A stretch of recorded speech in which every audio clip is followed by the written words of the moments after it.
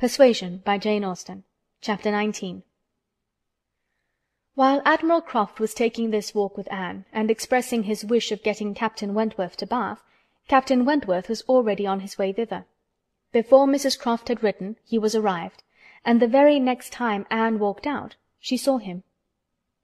Mr. Elliot was attending his two cousins and Mrs. Clay. They were in Milsom Street. It began to rain, not much, but enough to make shelter desirable for women, and quite enough to make it very desirable for Miss Elliot to have the advantage of being conveyed home in Lady Dalrymple's carriage, which was seen waiting at a little distance. She, Anne, and Mrs. Clay therefore turned into Mollen's, while Mr. Elliot stepped to Lady Dalrymple to request her assistance. He soon joined them again, successful, of course. Lady Dalrymple would be most happy to take them home, and would call for them in a few minutes. Her ladyship's carriage was a barouche, and did not hold more than 4 with any comfort. Miss Carteret was with her mother, consequently it was not reasonable to expect accommodation for all the 3 Camden Place ladies. There could be no doubt as to Miss Elliot. Whoever suffered inconvenience, she must suffer none, but it occupied a little time to settle the point of civility between the other 2. The rain was a mere trifle, and Anne was most sincere in preferring a walk with Mr. Elliot.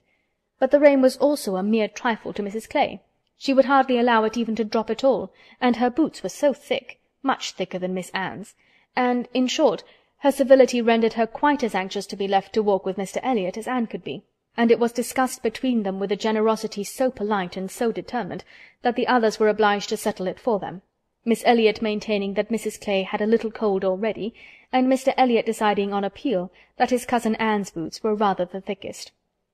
It was fixed accordingly that Mrs. Clay should be of the party in the carriage, and they had just reached this point when Anne, as she sat near the window, descried, most decidedly and distinctly, Captain Wentworth walking down the street. Her start was perceptible only to herself, but she instantly felt that she was the greatest simpleton in the world, the most unaccountable and absurd. For a few minutes she saw nothing before her. It was all confusion. She was lost, and when she had scolded back her senses, she found the others still waiting for the carriage, and Mr. Elliot, always obliging, just setting off for Union Street on a commission of Mrs. Clay's. She now felt a great inclination to go to the outer door. She wanted to see if it rained. Why was she to suspect herself of another motive? Captain Wentworth must be out of sight. She left her seat. She would go. One half of her should not be always so much wiser than the other half, or always suspecting the other of being worse than it was. She would see if it rained. She was sent back, however, in a moment by the entrance of Captain Wentworth himself, among a party of gentlemen and ladies, evidently his acquaintance, and whom he must have joined a little below Milsom Street. He was more obviously struck and confused by the sight of her than she had ever observed before. He looked quite red. For the first time since their renewed acquaintance, she felt that she was betraying the least sensibility of the 2. She had the advantage of him in the preparation of the last few moments. All the overpowering, blinding, bewildering first effects of strong surprise were over with her. Still, however, she had enough to feel. It was agitation, pain, pleasure, a something between delight and misery. He spoke to her, and then turned away. The character of his manner was embarrassment. She could not have called it either cold or friendly or anything so certainly as embarrassed.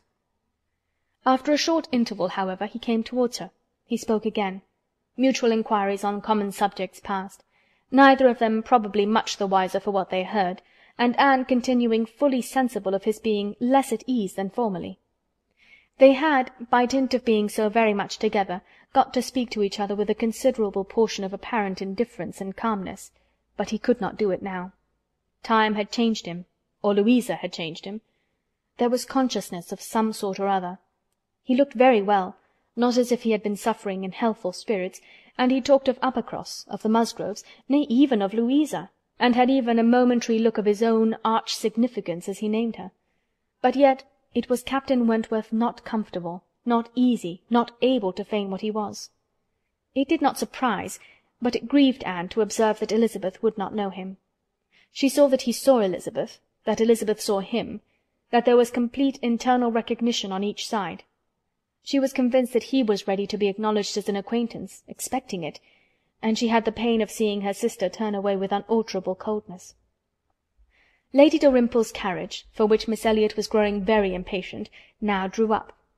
The servant came in to announce it. It was beginning to rain again, and altogether there was a delay, and a bustle, and a talking, which must make all the little crowd in the shop understand that Lady Dalrymple was calling to convey Miss Elliot. At last Miss Elliot and her friend, unattended but by the servant, for there was no cousin returned, were walking off, and Captain Wentworth, watching them, turned again to Anne, and by manner rather than words was offering his services to her.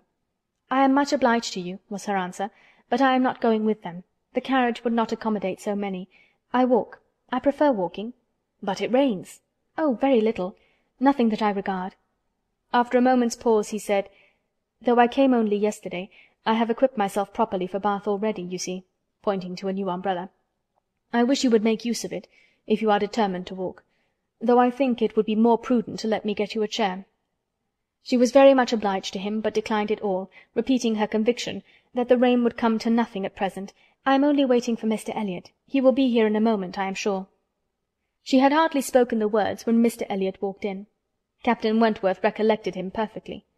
There was no difference between him and the man who had stood on the steps at Lyme, admiring Anne as she passed, except in the air and look and manner of the privileged relation and friend. He came in with eagerness, appearing to see and think only of her, apologized for his stay, was grieved to have kept her waiting, and anxious to get her away without further loss of time and before the rain increased. And in another moment they walked off together, her arm under his, a gentle and embarrassed glance and a "Good morning to you" being all that she had time for as she passed away. As soon as they were out of sight, the ladies of Captain Wentworth's party began talking of them. "Mr. Elliot does not dislike his cousin, I fancy." "Oh, no, that is clear enough. One can guess what will happen there. He is always with them, half lives in the family, I believe. What a very good-looking man!"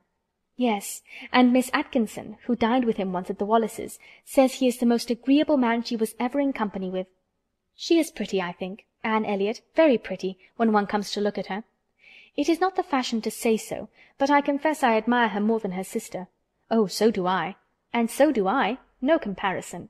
But the men are all wild after Miss Elliot. Anne is too delicate for them." Anne would have been particularly obliged to her cousin if he would have walked by her side all the way to Camden Place without saying a word. She had never found it so difficult to listen to him, though nothing could exceed his solicitude and care, and though his subjects were principally such as were wont to be always interesting: praise, warm, just, and discriminating, of Lady Russell, and insinuations highly rational against Mrs. Clay. But just now she could think only of Captain Wentworth. She could not understand his present feelings, whether he were really suffering much from disappointment or not. Until that point was settled, she could not be quite herself. She hoped to be wise and reasonable in time, but alas, alas! She must confess to herself that she was not wise yet.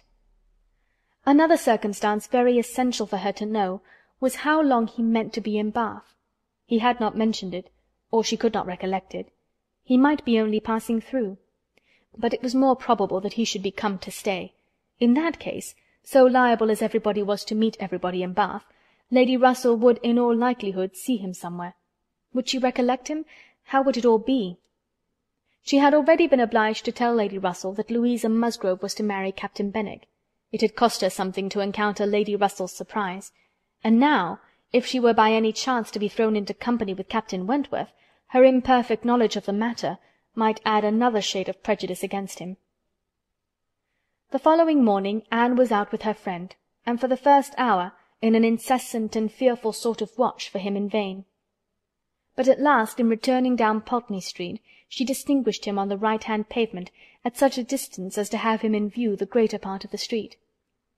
There were many other men about him, many groups walking the same way, but there was no mistaking him. She looked instinctively at Lady Russell, but not from any mad idea of her recognizing him so soon as she did herself. No, it was not to be supposed that Lady Russell would perceive him till they were nearly opposite.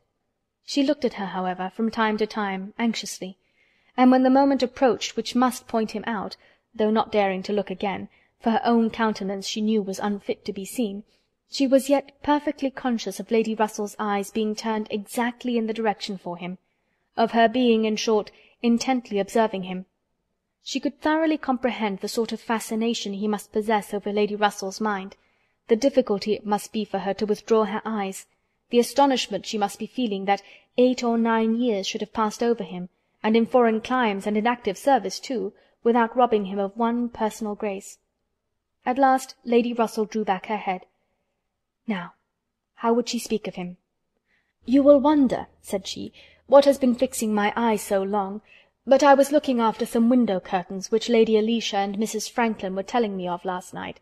They described the drawing-room window curtains of one of the houses on this side of the way and this part of the street as being the handsomest and best hung of any in Bath, but could not recollect the exact number, and I have been trying to find out which it could be, but I confess I can see no curtains hereabout that answer their description." Anne sighed and blushed and smiled, in pity and disdain, either at her friend or herself. The part that provoked her most was that in all this waste of foresight and caution she should have lost the right moment for seeing whether he saw them. A day or two passed without producing anything. The theatre or the rooms where he was most likely to be were not fashionable enough for the Elliots, whose evening amusements were solely in the elegant stupidity of private parties, in which they were getting more and more engaged. And Anne, wearied of such a state of stagnation, sick of knowing nothing, and fancying herself stronger because her strength was not tried, was quite impatient for the concert evening. It was a concert for the benefit of a person patronized by Lady Dalrymple. Of course they must attend. It was really expected to be a good one, and Captain Wentworth was very fond of music. If only she could have a few minutes' conversation with him again, she fancied she should be satisfied, and as to the power of addressing him, she felt all over courage if the opportunity occurred. Elizabeth had turned from him, Lady Russell overlooked him. Her nerves were strengthened by these circumstances. She felt that she owed him attention. She had once partly promised Mrs. Smith to spend the evening with her, but in a short hurried call she excused herself and put it off, with the more decided promise of a longer visit on the morrow. Mrs. Smith gave a most good-humoured acquiescence. "By all means," said she, "only tell me all about it when you do come. Who is your party?" Anne named them all. Mrs. Smith made no reply, but when she was leaving her said, and with an expression half serious, half arch, "Well, I heartily wish your concert may answer, and do not fail me tomorrow if you can come, for I begin to have a foreboding that I may not have many more visits from you." Anne was startled and confused, but after standing in a moment's suspense, was obliged, and not sorry to be obliged, to hurry away. Chapter 19. Persuasion by Jane Austen. Chapter 20. Sir Walter, his 2 daughters, and Mrs. Clay were the earliest of all their party at the rooms in the evening, and as Lady Dalrymple must be waited for, they took their station by one of the fires in the octagon room. But hardly were they so settled when the door opened again, and Captain Wentworth walked in alone. Anne was the nearest to him, and making yet a little advance, she instantly spoke. He was preparing only to bow and pass on, but her gentle "How do you do?" brought him out of the straight line to stand near her, and make inquiries in return, in spite of the formidable father and sister in the background. Their being in the background was a support to Anne. She knew nothing of their looks, and felt equal to everything which she believed right to be done. While they were speaking, a whispering between her father and Elizabeth caught her ear. She could not distinguish, but she must guess the subject, and on Captain Wentworth's making a distant bow, she comprehended that her father had judged so well as to give him that simple acknowledgment of acquaintance, and she was just in time by a side-glance to see a slight curtsy from Elizabeth herself. This, though late and reluctant and ungracious, was yet better than nothing, and her spirits improved. After talking, however, of the weather, and Bath, and the concert, their conversation began to flag, and so little was said at last that she was expecting him to go every moment. But he did not. He seemed in no hurry to leave her, and presently, with renewed spirit, with a little smile, a little glow, he said, "I have hardly seen you since our day at Lyme. I am afraid you must have suffered from the shock, and the more from its not overpowering you at the time." She assured him that she had not. "It was a frightful hour," said he, "a frightful day," and he passed his hand across his eyes, as if the remembrance were still too painful, but in a moment, half smiling again, added, "The day has produced some effects, however, has had some consequences which must be considered as the very reverse of frightful. When you had the presence of mind to suggest that Benwick would be the properest person to fetch a surgeon, you could have little idea of his being eventually one of those most concerned in her recovery." "Certainly I could have none. But it appears, I should hope, it would be a very happy match. There are on both sides good principles and good temper." "Yes," said he, looking not exactly forward, "but there, I think, ends the resemblance. With all my soul I wish them happy, and rejoice over every circumstance in favour of it. They have no difficulties to contend with at home, no opposition, no caprice, no delays. The Musgroves are behaving like themselves, most honourably and kindly, only anxious with true parental hearts to promote their daughter's comfort. All this is much, very much, in favour of their happiness. More than perhaps—" He stopped. A sudden recollection seemed to occur, and to give him some taste of that emotion which was reddening Anne's cheeks and fixing her eyes on the ground. After clearing his throat, however, he proceeded thus: "I confess that I do think there is a disparity, too great a disparity, and in a point no less essential than mind. I regard Louisa Musgrove as a very amiable, sweet-tempered girl, and not deficient in understanding, but Benwick is something more. He is a clever man, a reading man, and I confess that I do consider his attaching himself to her with some surprise. Had it been the effect of gratitude, had he learnt to love her because he believed her to be preferring him, it would have been another thing. But I have no reason to suppose it so. It seems, on the contrary, to have been a perfectly spontaneous, untaught feeling on his side, and this surprises me. A man like him, in his situation, with a heart pierced, wounded, almost broken. Fanny Harville was a very superior creature, and his attachment to her was indeed attachment. A man does not recover from such a devotion of the heart to such a woman. He ought not. He does not." Either from the consciousness, however, that his friend had recovered, or from other consciousness, he went no further, and Anne, who, in spite of the agitated voice in which the latter part had been uttered, and in spite of all the various noises of the room, the almost ceaseless slam of the door, and ceaseless buzz of persons walking through, had distinguished every word, was struck, gratified, confused, and beginning to breathe very quick, and feel 100 things in a moment. It was impossible for her to enter on such a subject, and yet, after a pause, feeling the necessity of speaking, and having not the smallest wish for a total change, she only deviated so far as to say, "You were a good while at Lyme, I think?" "About a fortnight. I could not leave it till Louisa's doing well was ascertained. I had been too deeply concerned in the mischief to be soon at peace. It had been my doing, solely mine. She would not have been obstinate if I had not been weak. The country round Lyme is very fine. I walked and rode a great deal, and the more I saw, the more I found to admire." "I should very much like to see Lyme again," said Anne. "Indeed? I should not have supposed that you could have found anything in Lyme to inspire such a feeling. The horror and distress you were involved in, the stretch of mind, the wear of spirits, I should have thought your last impressions of Lyme must have been strong disgust." "The last hours were certainly very painful," replied Anne, "but when pain is over, the remembrance of it often becomes a pleasure.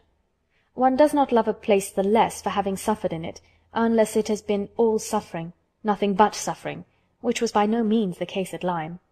We were only in anxiety and distress during the last 2 hours, and previously there had been a great deal of enjoyment, so much novelty and beauty. I have travelled so little that every fresh place would be interesting to me, but there is real beauty at Lyme, and, in short," with a faint blush at some recollections, "altogether my impressions of the place are very agreeable." As she ceased, the entrance door opened again, and the very party appeared for whom they were waiting. "Lady Dalrymple! Lady Dalrymple!" was the rejoicing sound, and with all the eagerness compatible with anxious elegance, Sir Walter and his 2 ladies stepped forward to meet her. Lady Dalrymple and Miss Carteret, escorted by Mr. Elliot and Colonel Wallis, who had happened to arrive nearly at the same instant, advanced into the room. The others joined them, and it was a group in which Anne found herself also necessarily included. She was divided from Captain Wentworth. Their interesting, almost too interesting conversation must be broken up for a time, but slight was the penance compared with the happiness which brought it on. She had learnt, in the last 10 minutes, more of his feelings towards Louisa, more of all his feelings, than she dared to think of, and she gave herself up to the demands of the party, to the needful civilities of the moment, with exquisite, though agitated sensations. She was in good humour with all. She had received ideas which disposed her to be courteous and kind to all, and to pity everyone as being less happy than herself. The delightful emotions were a little subdued when, on stepping back from the group to be joined again by Captain Wentworth, she saw that he was gone. She was just in time to see him turn into the concert-room. He was gone. He had disappeared. She felt a moment's regret. But they should meet again. He would look for her. He would find her out before the evening were over, and at present, perhaps, it was as well to be asunder. She was in need of a little interval for recollection.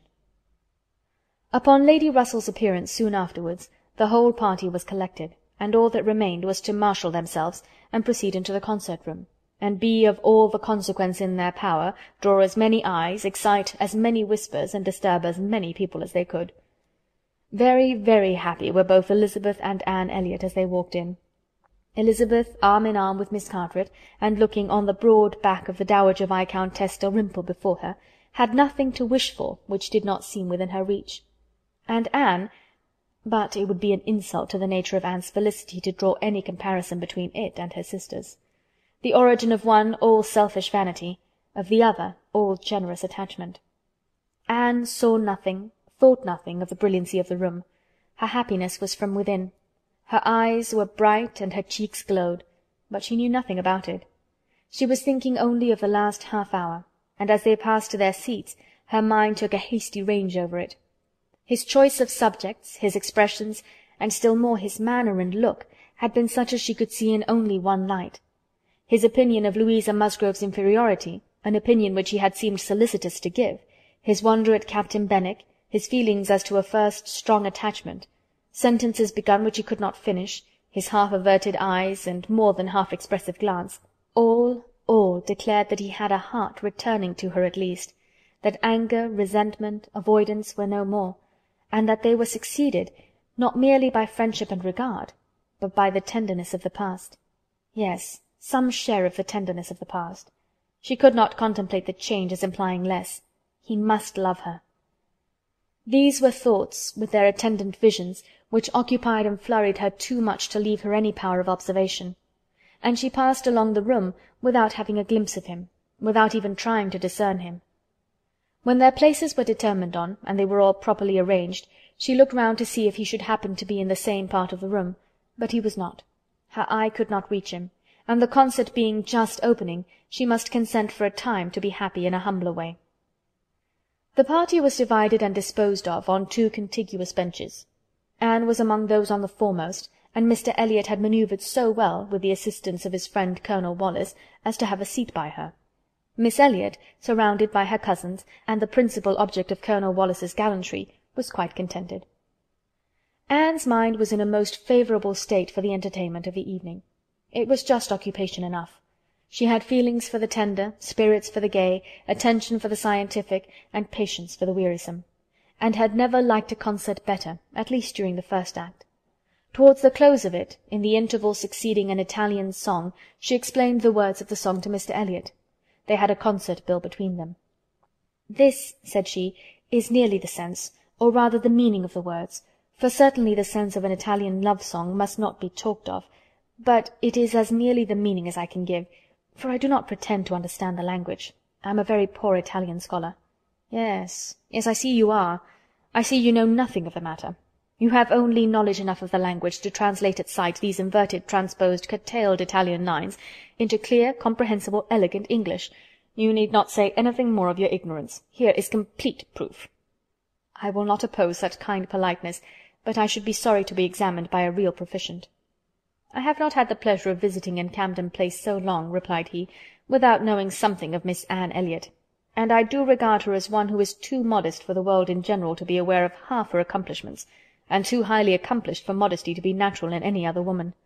For shame, this is too much flattery. I forget what we are to have next," turning to the bill. "Perhaps," said Mr. Elliot, speaking low, "I have had a longer acquaintance with your character than you are aware of." "Indeed? How so?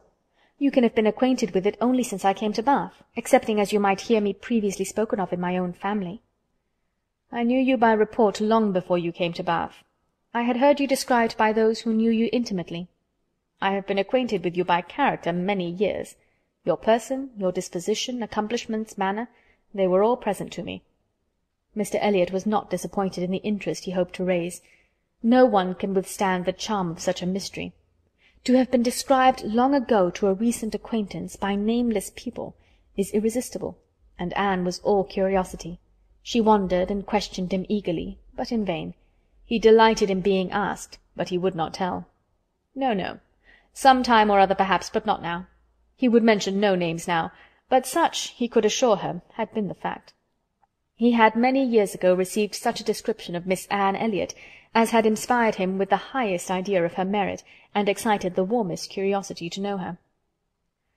Anne could think of no one so likely to have spoken with partiality of her many years ago as the Mr. Wentworth of Monkford, Captain Wentworth's brother. He might have been in Mr. Elliot's company, but she had not courage to ask the question. "The name of Anne Elliot," said he, "has long had an interesting sound to me. Very long has it possessed a charm over my fancy, and if I dared, I would breathe my wishes that the name might never change." Such, she believed, were his words, but scarcely had she received their sound than her attention was caught by other sounds immediately behind her, which rendered everything else trivial. Her father and Lady Dalrymple were speaking. "A well-looking man," said Sir Walter, "a very well-looking man." "A very fine young man indeed," said Lady Dalrymple. "More air than one often sees in Bath. Irish, I dare say." "No, I just know his name, a bowing acquaintance. Wentworth, Captain Wentworth of the Navy. His sister married my tenant in Somersetshire, the Croft who rents Kellynch." Before Sir Walter had reached this point, Anne's eyes had caught the right direction, and distinguished Captain Wentworth standing among a cluster of men at a little distance. As her eyes fell on him, his seemed to be withdrawn from her. It had that appearance. It seemed as if she had been one moment too late, and as long as she dared observe, he did not look again. But the performance was recommencing, and she was forced to seem to restore her attention to the orchestra and look straight forward. When she could give another glance, he had moved away. He could not have come nearer to her if he would. She was so surrounded and shut in, but she would rather have caught his eye. Mr. Elliot's speech, too, distressed her. She had no longer any inclination to talk to him. She wished him not so near her. The first act was over. Now she hoped for some beneficial change, and after a period of nothing saying amongst the party, some of them did decide on going in quest of tea. Anne was one of the few who did not choose to move. She remained in her seat, and so did Lady Russell, but she had the pleasure of getting rid of Mr. Elliot, and she did not mean, whatever she might feel on Lady Russell's account, to shrink from conversation with Captain Wentworth if he gave her the opportunity. She was persuaded by Lady Russell's countenance that she had seen him. He did not come, however. Anne sometimes fancied she discerned him at a distance, but he never came. The anxious interval wore away unproductively. The others returned, the room filled again, benches were reclaimed and repossessed, and another hour of pleasure or of penance was to be sat out. Another hour of music was to give delight or the gapes, as real or affected taste for it prevailed. To Anne it chiefly wore the prospect of an hour of agitation. She could not quit that room in peace without seeing Captain Wentworth once more, without the interchange of one friendly look. In resettling themselves, there were now many changes, the result of which was favourable for her. Colonel Wallis declined sitting down again, and Mr. Elliot was invited by Elizabeth and Miss Carteret, in a manner not to be refused, to sit between them, and by some other removals, and a little scheming of her own, Anne was enabled to place herself much nearer the end of the bench than she had been before, much more within reach of a passer-by. She could not do so without comparing herself with Miss Larolles, the inimitable Miss Larolles, but still she did it, and not with much happier effect, though by what seemed prosperity in the shape of an early abdication in her next neighbours, she found herself at the very end of the bench before the concert closed. Such was her situation, with a vacant space at hand, when Captain Wentworth was again in sight. She saw him not far off. He saw her too, yet he looked grave, and seemed irresolute, and only by very slow degrees came at last near enough to speak to her. She felt that something must be the matter. The change was indubitable. The difference between his present air and what it had been in the octagon room was strikingly clear. Why was it? She thought of her father, of Lady Russell. Could there have been any unpleasant glances? He began by speaking of the concert gravely, more like the Captain Wentworth of Uppercross, owned himself disappointed, had expected singing, and in short must confess that he should not be sorry when it was over. Anne replied and spoke in defence of the performance so well, and yet in allowance for his feelings so pleasantly that his countenance improved, and he replied again with almost a smile. They talked for a few minutes more. The improvement held. He even looked down towards the bench, as if he saw a place on it well worth occupying, when at that moment a touch on her shoulder obliged Anne to turn around. It came from Mr. Elliot. He begged her pardon, but she must be applied to explain Italian again. Miss Carteret was very anxious to have a general idea of what was next to be sung. Anne could not refuse, but never had she sacrificed her politeness with a more suffering spirit. A few minutes, though as few as possible, were inevitably consumed, and when her own mistress again, when able to turn and look as she had done before, she found herself accosted by Captain Wentworth in a reserved yet hurried sort of farewell. He must wish her good night. He was going. He should get home as fast as he could. "Is not this song worth staying for?" said Anne, suddenly struck by an idea which made her yet more anxious to be encouraging. "No," he replied impressively. "There is nothing worth my staying for." And he was gone directly. Jealousy of Mr. Elliot! It was the only intelligible motive. Captain Wentworth jealous of her affection! Could she have believed it a week ago, 3 hours ago? For a moment the gratification was exquisite. But alas! there were very different thoughts to succeed. How was such jealousy to be quieted? How was the truth to reach him? How, in all the peculiar disadvantages of their respective situations, would he ever learn of her real sentiments? It was misery to think of Mr. Elliot's attentions. Their evil was incalculable. Chapter 20. Persuasion by Jane Austen. Chapter 21. Anne recollected with pleasure the next morning her promise of going to Mrs. Smith, meaning that it should engage her from home at the time when Mr. Elliot would be most likely to call, for to avoid Mr. Elliot was almost a first object. She felt a great deal of goodwill towards him. In spite of the mischief of his attentions, she owed him gratitude and regard, perhaps compassion. She could not help thinking much of the extraordinary circumstances attending their acquaintance, of the right which he seemed to have to interest her by everything in situation, by his own sentiments, by his early prepossession. It was altogether very extraordinary, flattering but painful. There was much to regret. How she might have felt had there been no Captain Wentworth in the case was not worth inquiry, for there was a Captain Wentworth, and be the conclusion of the present suspense good or bad, her affection would be his for ever. Their union, she believed, could not divide her more from other men than their final separation. Prettier musings of high-wrought love and eternal constancy could never have passed along the streets of Bath than Anne was sporting with from Camden Place to Westgate Buildings. It was almost enough to spread purification and perfume all the way. She was sure of a pleasant reception, and her friend seemed this morning particularly obliged to her for coming, seemed hardly to have expected her, though it had been an appointment. An account of the concert was immediately claimed, and Anne's recollections of the concert were quite happy enough to animate her features and make her rejoice to talk of it. All that she could tell she told most gladly, but the all was little for one who had been there, and unsatisfactory for such an inquirer as Mrs. Smith, who had already heard, through the short-cut of a laundress and a waiter, rather more of the general success and produce of the evening than Anne could relate, and who now asked in vain for several particulars of the company. Everybody of any consequence or notoriety in Bath was well known by name to Mrs. Smith. "The little Durans were there, I conclude," she said, "with their mouths open to catch the music, like unfledged sparrows ready to be fed. They never miss a concert." "Yes. I did not see them myself, but I heard Mr. Elliot say they were in the room." "The Ibbotsons, were they there?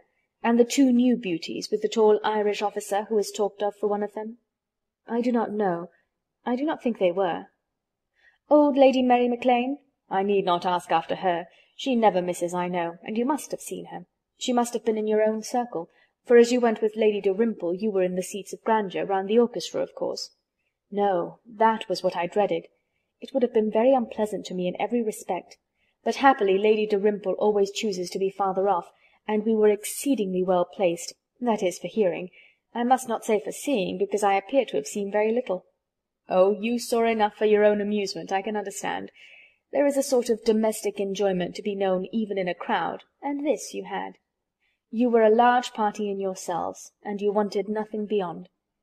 "But I ought to have looked about me more," said Anne, conscious while she spoke that there had in fact been no want of looking about, that the object only had been deficient. "No, no, you were better employed. You need not tell me that you had a pleasant evening. I see it in your eye. I perfectly see how the hours passed, that you always had something agreeable to listen to. In the intervals of the concert it was conversation." Anne half smiled and said, "Do you see that in my eye?" "Yes, I do. Your countenance perfectly informs me that you were in company last night with the person whom you think the most agreeable in the world, the person who interests you at this present time more than all the rest of the world put together." A blush overspread Anne's cheeks. She could say nothing. "And such being the case," continued Mrs. Smith, after a short pause, "I hope you believe that I do know how to value your kindness in coming to me this morning. It is really very good of you to come and sit with me, when you must have so many pleasanter demands upon your time." Anne heard nothing of this. She was still in astonishment and confusion, excited by her friend's penetration, unable to imagine how any report of Captain Wentworth could have reached her. After another short silence, "Pray," said Mrs. Smith, "is Mr. Elliot aware of your acquaintance with me? Does he know that I am in Bath?" "Mr. Elliot?" replied Anne, looking up surprised. A moment's reflection showed her the mistake she had been under. She caught it instantaneously, and recovering her courage with the feeling of safety, soon added more composedly, "Are you acquainted with Mr. Elliot?" "I have been a good deal acquainted with him," replied Mrs. Smith gravely, "but it seems worn out now. It is a great while since we met." "I was not at all aware of this. You never mentioned it before." "Had I known it, I would have had the pleasure of talking to him about you." "To confess the truth," said Mrs. Smith, assuming her usual air of cheerfulness, "that is exactly the pleasure I want you to have. I want you to talk about me to Mr. Elliot. I want your interest with him. He can be of essential service to me, and if you would have the goodness, my dear Miss Elliot, to make it an object to yourself, of course it is done." "I should be extremely happy." "I hope you cannot doubt my willingness to be of even the slightest use to you," replied Anne. "But I suspect that you are considering me as having a higher claim on Mr. Elliot, a greater right to influence him, than is really the case. I am sure you have, somehow or other, imbibed such a notion. You must consider me only as Mr. Elliot's relation. If, in that light, there is anything which you suppose his cousin might fairly ask of him, I beg you would not hesitate to employ me." Mrs. Smith gave her a penetrating glance, and then, smiling, said, "I have been a little premature, I perceive. I beg your pardon. I ought to have waited for official information. But now, my dear Miss Elliot, as an old friend, do give me a hint as to when I may speak. Next week? To be sure, by next week I may be allowed to think it all settled, and build my own selfish schemes on Mr. Elliot's good fortune." "No," replied Anne, "nor next week, nor next, nor next. I assure you that nothing of the sort you are thinking of will be settled any week. I am not going to marry Mr. Elliot. I should like to know why you imagine I am." Mrs. Smith looked at her again, looked earnestly, smiled, shook her head, and exclaimed, "Now how I do wish I understood you! How I do wish I knew what you were at! I have a great idea that you do not design to be cruel, when the right moment occurs. Till it does come, you know, we women never mean to have anybody. It is a thing of course among us, that every man is refused till he offers. But why should you be cruel? Let me plead for my present friend I cannot call him, but for my former friend. Where can you look for a more suitable match? Where could you expect a more gentlemanlike, agreeable man? Let me recommend Mr. Elliot. I am sure you hear nothing but good of him from Colonel Wallis, and who can know him better than Colonel Wallis? My dear Mrs. Smith, Mr. Elliot's wife has not been dead much above half a year. He ought not to be supposed to be paying his addresses to anyone." "Oh, if these are your only objections," cried Mrs. Smith archly, "Mr. Elliot is safe, and I shall give myself no more trouble about him. Do not forget me when you are married, that's all. Let him know me to be a friend of yours, and then he will think little of the trouble required, which it is very natural for him now, with so many affairs and engagements of his own, to avoid and get rid of as he can. Very natural, perhaps. 99 out of 100 would do the same. Of course, he cannot be aware of the importance to me. Well, my dear Miss Elliot, I hope and trust you will be very happy. Mr. Elliot has sense to understand the value of such a woman. Your peace will not be shipwrecked as mine has been. You are safe in all worldly matters, and safe in his character. He will not be led astray. He will not be misled by others to his ruin." "No," said Anne, "I can readily believe all that of my cousin. He seems to have a calm, decided temper, not at all open to dangerous impressions. I consider him with great respect. I have no reason, from anything that has fallen within my observation, to do otherwise. But I have not known him long, and he is not a man, I think, to be known intimately soon. Will not this manner of speaking of him, Mrs. Smith, convince you that he is nothing to me? Surely this must be calm enough, and upon my word he is nothing to me. Should he ever propose to me, which I have very little reason to imagine he has any thought of doing, I shall not accept him. I assure you I shall not. I assure you Mr. Elliot had not the share which you have been supposing in whatever pleasure the concert of last night might afford. Not Mr. Elliot. It is not Mr. Elliot that—" She stopped, regretting with a deep blush that she had implied so much, but less would hardly have been sufficient. Mrs. Smith would hardly have believed so soon in Mr. Elliot's failure, but from the perception of there being a somebody else. As it was, she instantly submitted, and with all the semblance of seeing nothing beyond, and Anne, eager to escape farther notice, was impatient to know why Mrs. Smith should have fancied she was to marry Mr. Elliot, where she could have received the idea, or from whom she could have heard it. "Do tell me how it first came into your head." "It first came into my head," replied Mrs. Smith, "upon finding how much you were together, and feeling it to be the most probable thing in the world to be wished for by everybody belonging to either of you. And you may depend upon it that all your acquaintance have disposed of you in the same way. But I never heard it spoken of till 2 days ago." "And has it indeed been spoken of? Did you observe the woman who opened the door to you when you called yesterday?" "No. Was it not Mrs. Speed as usual, or the maid? I observed no one in particular." "It was my friend Mrs. Rooke, Nurse Rooke, who, by the by, had a great curiosity to see you, and was delighted to be in the way to let you in. She came away from Marlborough Buildings only on Sunday, and she it was who told me you were to marry Mr. Elliot. She had had it from Mrs. Wallis herself, which did not seem bad authority. She sat an hour with me on Monday evening, and gave me the whole history." "The whole history?" repeated Anne, laughing. "She could not make a very long history, I think, of one such little article of unfounded news." Mrs. Smith said nothing. "But," continued Anne presently, "though there is no truth in my having this claim on Mr. Elliot, I should be extremely happy to be of use to you in any way that I could. Shall I mention to him your being in Bath? Shall I take any message?" "No, I thank you. No, certainly not. In the warmth of the moment, and under a mistaken impression, I might, perhaps, have endeavoured to interest you in some circumstances, but not now. No, I thank you. I have nothing to trouble you with." "I think you spoke of having known Mr. Elliot many years." "I did." "Not before he was married, I suppose?" "Yes, he was not married when I knew him first." "And you were much acquainted?"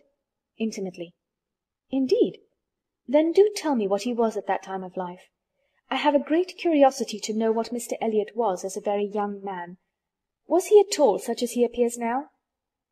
"I have not seen Mr. Elliot these 3 years," was Mrs. Smith's answer, given so gravely that it was impossible to pursue the subject farther, and Anne felt that she had gained nothing but an increase of curiosity.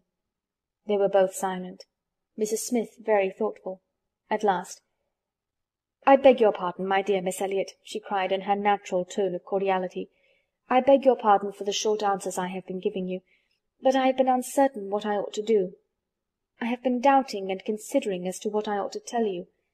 There were many things to be taken into the account. One hates to be officious, to be giving bad impressions, making mischief. Even the smooth surface of family union seems worth preserving, though there may be nothing durable beneath. However, I have determined. I think I am right. I think you ought to be made acquainted with Mr. Elliot's real character. Though I fully believe that, at present, you have not the smallest intention of accepting him, there is no saying what may happen. You might some time or other be differently affected towards him. Hear the truth, therefore, now, while you are unprejudiced.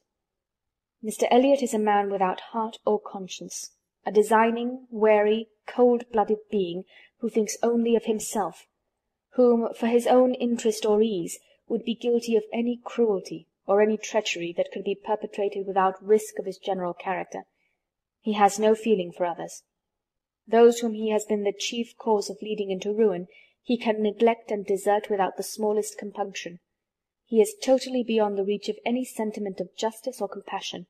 Oh, he is black at heart, hollow and black." Anne's astonished air and exclamation of wonder made her pause, and in a calmer manner she added, "My expressions startle you. You must allow for an injured, angry woman. But I will try to command myself. I will not abuse him. I will only tell you what I have found him. Facts shall speak. He was the intimate friend of my dear husband, who trusted and loved him, and thought him as good as himself. The intimacy had been formed before our marriage.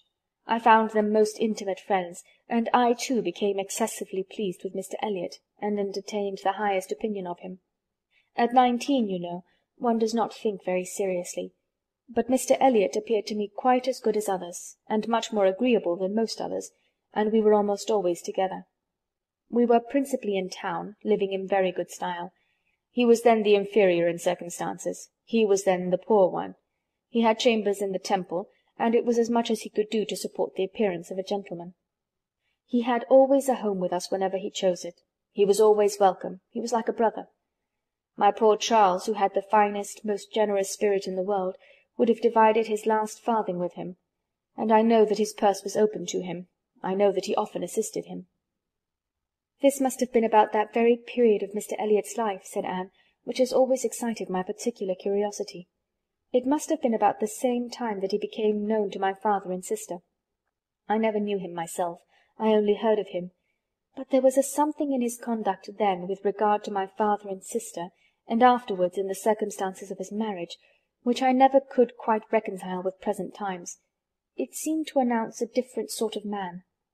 "I know it all. I know it all," cried Mrs. Smith. "He had been introduced to Sir Walter and your sister before I was acquainted with him, but I heard him speak of them forever. I know he was invited and encouraged, and I know he did not choose to go. I can satisfy you, perhaps, on points which you would little expect, and as to his marriage, I knew all about it at the time. I was privy to all the fors and againsts. I was the friend to whom he confided his hopes and plans, and though I did not know his wife previously, her inferior situation in society indeed rendered that impossible, yet I knew her all her life afterwards, or at least till within the last 2 years of her life, and can answer any question you may wish to put." "Nay," said Anne, "I have no particular inquiry to make about her. I have always understood they were not a happy couple. But I should like to know why, at that time of his life, he should slight my father's acquaintance as he did. My father was certainly disposed to take very kind and proper notice of him. Why did Mr. Elliot draw back?" "Mr. Elliot," replied Mrs. Smith, "at that period of his life, had one object in view, to make his fortune, and by a rather quicker process than the law. He was determined to make it by marriage. He was determined, at least, not to mar it by an imprudent marriage, and I know it was his belief, whether justly or not of course I cannot decide, that your father and sister, in their civilities and invitations, were designing a match between the heir and the young lady, and it was impossible that such a match could have answered his ideas of wealth and independence. That was his motive for drawing back, I can assure you. He told me the whole story. He had no concealments with me. It was curious that, having just left you behind me in Bath, my first and principal acquaintance on marrying should be your cousin, and that through him I should be continually hearing of your father and sister. He described one Miss Elliot, and I thought very affectionately of the other." "Perhaps," cried Anne, struck by a sudden idea, "you sometimes spoke of me to Mr. Elliot?" "To be sure I did, very often. I used to boast of my own Anne Elliot, and vouch for your being a very different creature from—" She checked herself just in time. "This accounts for something which Mr. Elliot said last night," cried Anne. "This explains it. I found he had been used to hear of me. I could not comprehend how. What wild imaginations one forms where dear self is concerned! How sure to be mistaken! But I beg your pardon, I have interrupted you. Mr. Elliot married then completely for money? The circumstances probably which first opened your eyes to his character." Mrs. Smith hesitated a little here. "Oh, those things are too common. When one lives in the world, a man or woman's marrying for money is too common to strike one as it ought. I was very young, and associated only with the young, and we were a thoughtless, gay set, without any strict rules of conduct. We lived for enjoyment. I think differently now. Time and sickness and sorrow have given me other notions, but at that period I must own I saw nothing reprehensible in what Mr. Elliot was doing. To do the best for himself passed as a duty. But was she not a very low woman? Yes, which I objected to, but he would not regard. Money was all he wanted. Her father was a grazier, her grandfather had been a butcher, but that was all nothing. She was a fine woman, had had a decent education, was brought forward by some cousins, thrown by chance into Mr. Elliot's company, and fell in love with him, and not a difficulty or a scruple was there on his side with respect to her birth. All his caution was spent in being secured of the real amount of her fortune before he committed himself. Depend upon it, whatever esteem Mr. Elliot may have for his own situation in life now, as a young man he had not the smallest value for it. His chance for the Kellynch estate was something, but all the honour of the family he held as cheap as dirt. I have often heard him declare that if baronetcies were saleable, anybody should have his for £50, arms and motto, name and livery included. But I will not pretend to repeat half that I used to hear him say on that subject. It would not be fair. And yet you ought to have proof, for what is all this but assertion? And you shall have proof. Indeed, my dear Mrs. Smith, I want none, cried Anne. You have asserted nothing contradictory to what Mr. Elliot appeared to be some years ago. This is all confirmation, rather, of what we used to hear and believe. I am more curious to know why he should be so different now. But for my satisfaction, if you will have the goodness to ring for Mary— Stay, I am sure you will have the still greater goodness of going yourself into my bedroom, and bringing me the small inlaid box which you will find on the upper shelf of the closet. Anne, seeing her friend to be earnestly bent on it, did as she was desired. The box was brought and placed before her, and Mrs. Smith, sighing over it as she unlocked it, said, "This is full of papers belonging to him, to my husband, a small portion only of what I had to look over when I lost him. The letter I am looking for was written by Mr. Elliot to him before our marriage, and happened to be saved, why one can hardly imagine. But he was careless and immethodical, like other men, about those things, and when I came to examine his papers, I found it with others still more trivial, from different people, scattered here and there, while many letters and memorandums of real importance had been destroyed. Here it is. I would not burn it, because being even then very little satisfied with Mr. Elliot, I was determined to preserve every document of former intimacy. I have now another motive for being glad that I can produce it." This was the letter, directed to Charles Smith, Esquire, Tunbridge Wells, and dated from London as far back as July 1803. "Dear Smith, I have received yours. Your kindness almost overpowers me.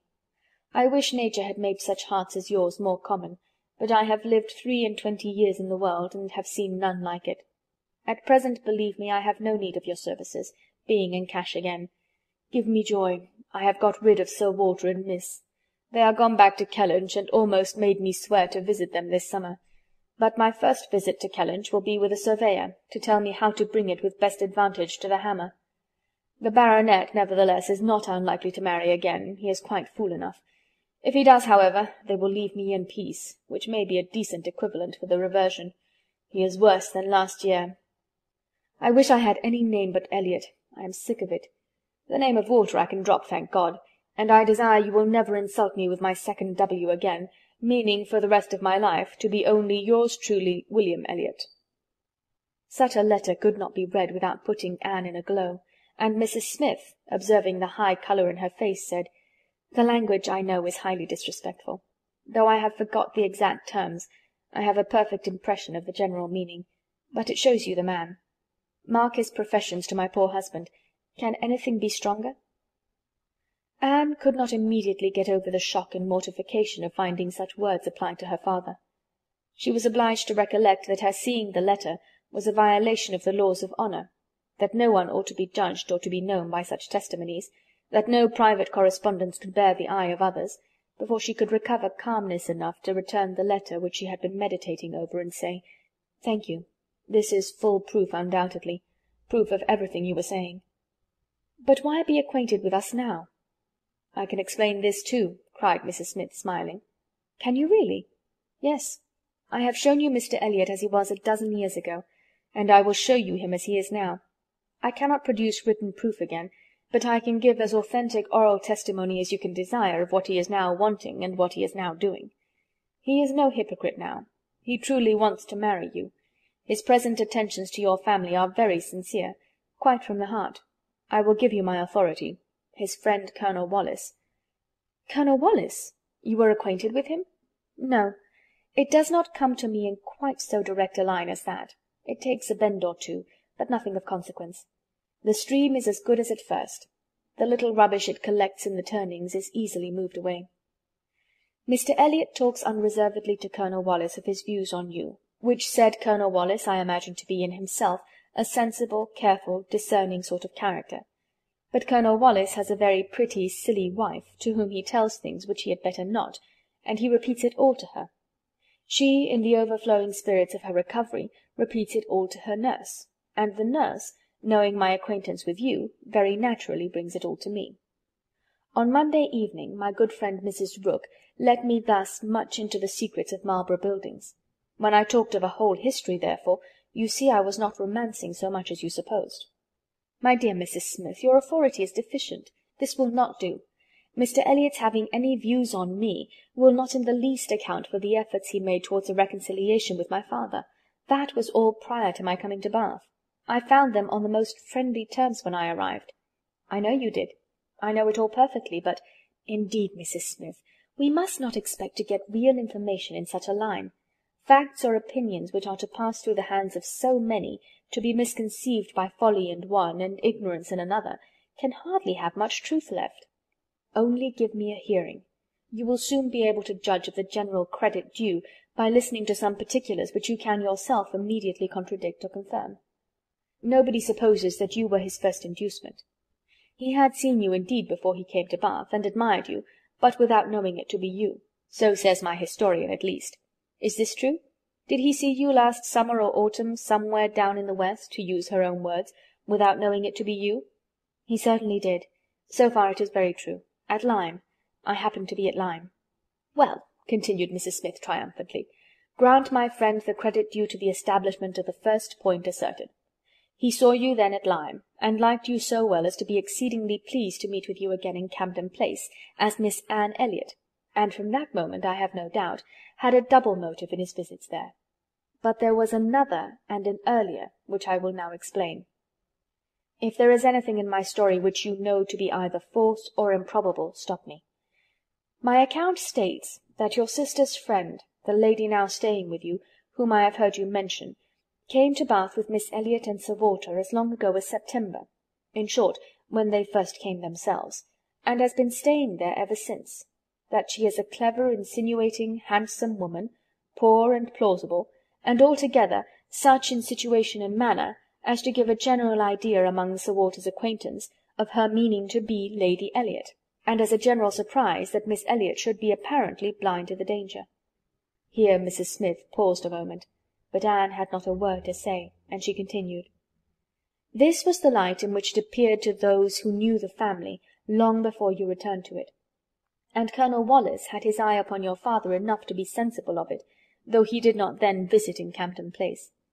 But his regard for Mr. Elliot gave him an interest in watching all that was going on there, and when Mr. Elliot came to Bath for a day or two, as he happened to do a little before Christmas, Colonel Wallis made him acquainted with the appearance of things, and the reports beginning to prevail. Now you are to understand that the time had worked a very material change in Mr. Elliot's opinions as to the value of a baronetcy. Upon all points of blood and connection he is a completely altered man. Having long had as much money as he could spend, nothing to wish for on the side of avarice or indulgence, he has been gradually learning to pin his happiness upon the consequence he is heir to. I thought it coming on before our acquaintance ceased, but it is now a confirmed feeling. He cannot bear the idea of not being Sir William. You may guess, therefore, that the news he heard from his friend could not be very agreeable, and you may guess what it produced, the resolution of coming back to Bath as soon as possible, and of fixing himself here for a time, with the view of renewing his former acquaintance, and recovering such a footing in the family as might give him the means of ascertaining the degree of his danger, and of circumventing the lady if he found it material. This was agreed upon between the two friends as the only thing to be done, and Colonel Wallis was to assist in every way that he could. He was to be introduced, and Mrs. Wallis was to be introduced, and everybody was to be introduced. Mr. Elliot came back accordingly, and on application was forgiven, as you know, and readmitted into the family.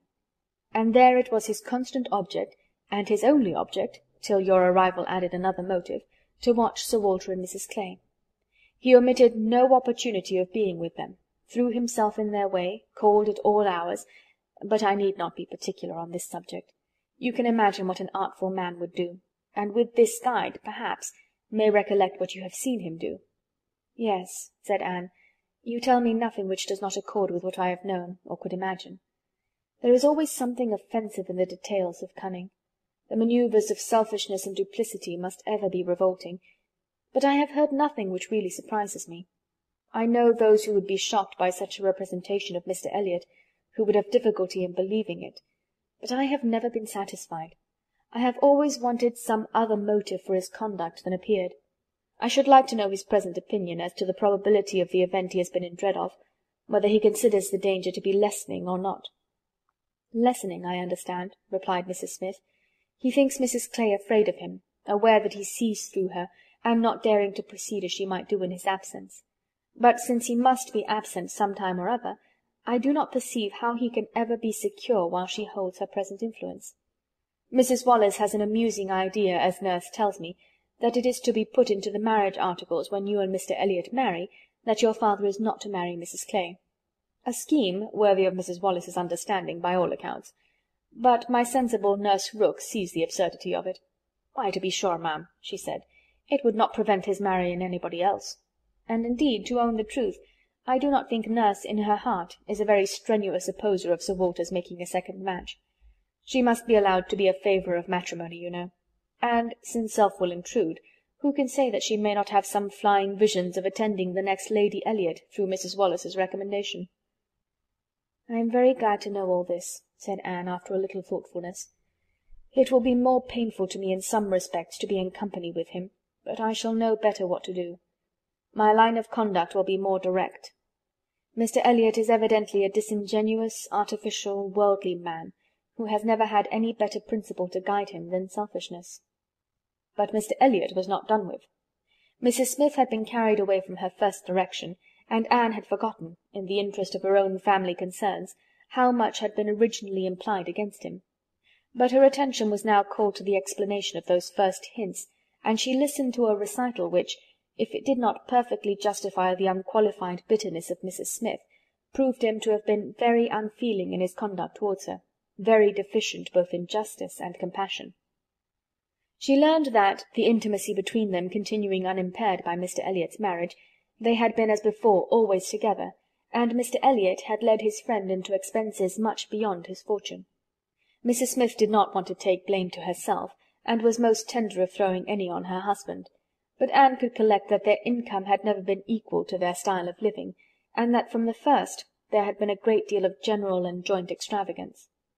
From his wife's account of him, she could discern Mr. Smith to have been a man of warm feelings, easy temper, careless habits, and not strong understanding, much more amiable than his friend, and very unlike him, led by him, and probably despised by him.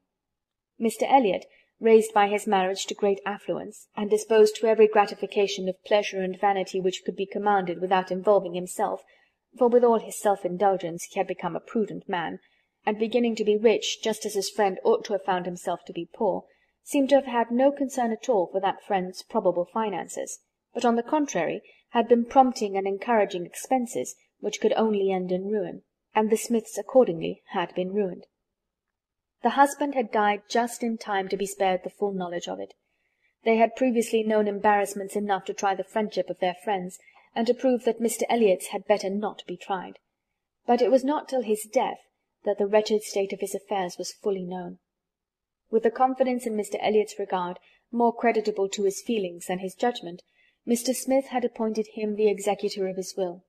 But Mr. Elliot would not act, and the difficulties and distress which this refusal had heaped on her, in addition to the inevitable sufferings of her situation, had been such as could not be related without anguish of spirit, or listened to without corresponding indignation.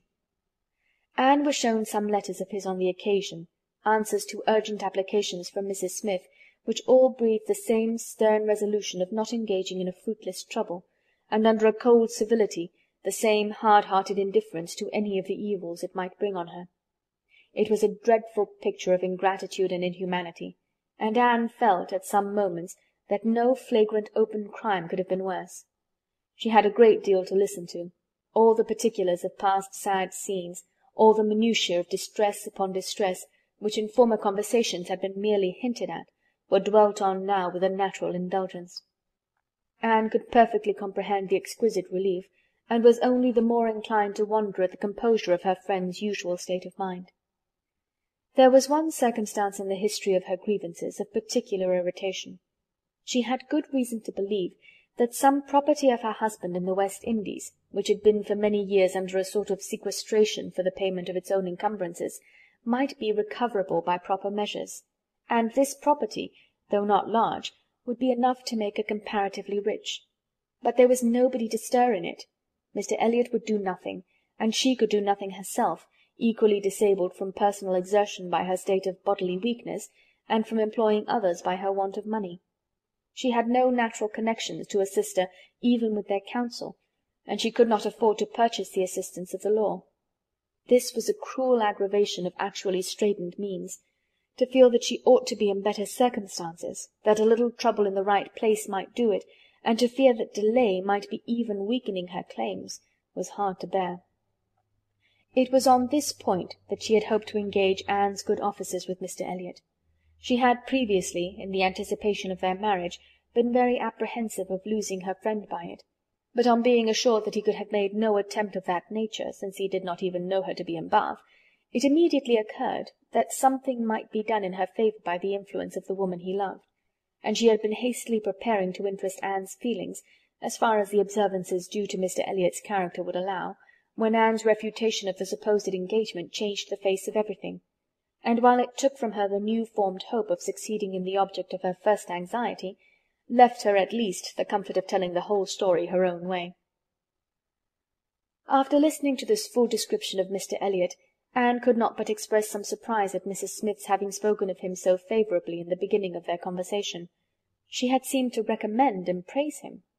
"My dear," was Mrs. Smith's reply, "there was nothing else to be done. I considered your marrying him as certain, though he might not yet have made the offer, and I could no more speak the truth of him than if he had been your husband. My heart bled for you as I talked of happiness. And yet he is sensible, he is agreeable, and with such a woman as you, it was not absolutely hopeless. He was very unkind to his first wife. They were wretched together, but she was too ignorant and giddy for respect, and he had never loved her. I was willing to hope that you must fare better." Anne could just acknowledge within herself such a possibility of having been induced to marry him as made her shudder at the idea of the misery which must have followed. It was just possible that she might have been persuaded by Lady Russell, and under such a supposition, which would have been most miserable when time had disclosed all too late? It was very desirable that Lady Russell should be no longer deceived, and one of the concluding arrangements of this important conference, which carried them through the greater part of the morning, was, that Anne had full liberty to communicate to her friend everything relative to Mrs. Smith in which his conduct was involved. Chapter 21. Persuasion by Jane Austen. Chapter 22. Anne went home to think over all that she had heard. In one point her feelings were relieved by this knowledge of Mr. Elliot. There was no longer anything of tenderness due to him. He stood as opposed to Captain Wentworth in all his own unwelcome obtrusiveness, and the evil of his attentions last night, the irremediable mischief he might have done, was considered with sensations unqualified, unperplexed. Pity for him was all over. But this was the only point of relief. In every other respect, in looking around her or penetrating forward, she saw more to distrust than to apprehend. She was concerned for the disappointment and pain Lady Russell would be feeling, for the mortifications which must be hanging over her father and sister, and had all the distress of foreseeing many evils, without knowing how to avert any one of them. She was most thankful for her own knowledge of him. She had never considered herself as entitled to reward for not slighting an old friend like Mrs. Smith, but here was a reward indeed springing from it. Mrs. Smith had been able to tell her what no one else could have done. Could the knowledge have been extended through her family? But this was a vain idea. She must talk to Lady Russell, tell her, consult with her, and having done her best, wait the event with as much composure as possible. And after all, her greatest want of composure would be in that quarter of the mind which could not be open to Lady Russell, in that flow of anxieties and fears which must be all to herself. She found, on reaching home, that she had, as she intended, escaped seeing Mr. Elliot, that he had called and paid them a long morning visit, but hardly had she congratulated herself and felt safe when she heard that he was coming again in the evening. "I had not the smallest intention of asking him," said Elizabeth with affected carelessness, "but he gave so many hints, so Mrs. Clay says at least." "Indeed I do say it. I never saw anybody in my life spell harder for an invitation. Poor man! I was really in pain for him, for your hard-hearted sister, Miss Anne, seems bent on cruelty." "Oh," cried Elizabeth, "I have been rather too much used to the game to be soon overcome by a gentleman's hints. However, when I found how excessively he was regretting that he should miss my father this morning, I gave way immediately, for I would never really omit an opportunity of bringing him and Sir Walter together. They appear to so much advantage in company with each other, each behaving so pleasantly, Mr. Elliot looking up with so much respect." "Quite delightful!" cried Mrs. Clay, not daring, however, to turn her eyes towards Anne. "Exactly like father and son. Dear Miss Elliot, may I not say father and son?" "Oh, I lay no embargo on anybody's words, if you will have such ideas, but upon my word I am scarcely sensible of his attentions being beyond those of other men." "My dear Miss Elliot!" exclaimed Mrs. Clay, lifting her hands and eyes, and sinking all the rest of her astonishment in a convenient silence. "Well, my dear Penelope, you need not be so alarmed about him. I did invite him, you know. I sent him away with smiles. When I found he was really going to his friends at Thornbury Park for the whole day tomorrow, I had compassion on him." Anne admired the good acting of the friend in being able to show such pleasure as she did, in the expectation and in the actual arrival of the very person whose presence must really be interfering with her prime object. It was impossible but that Mrs. Clay must hate the sight of Mr. Elliot, and yet she could assume a most obliging, placid look, and appear quite satisfied with the curtailed license of devoting herself only half as much to Sir Walter as she would have done otherwise. To Anne herself, it was most distressing to see Mr. Elliot enter the room, and quite painful to have him approach and speak to her. She had been used before to feel that he could not be always quite sincere, but now she saw insincerity in everything.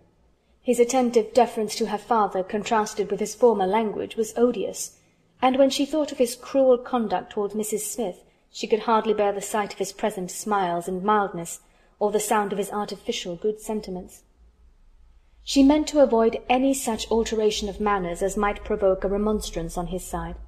It was a great object to her to escape all inquiry or eclat, but it was her intention to be as decidedly cool to him as might be compatible with their relationship, and to retrace, as quietly as she could, the few steps of unnecessary intimacy she had been gradually led along. She was accordingly more guarded and more cool than she had been the night before.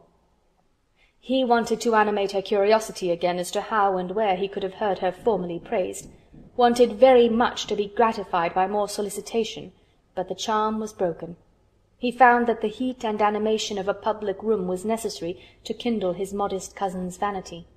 He found, at least, that it was not to be done now by any of those attempts which he could hazard among the too commanding claims of the others. He little surmised that it was a subject acting now exactly against his interest, bringing immediately to her thoughts all those parts of his conduct which were least excusable. She had some satisfaction in finding that he was really going out of Bath the next morning, going early, and that he would be gone the greater part of 2 days.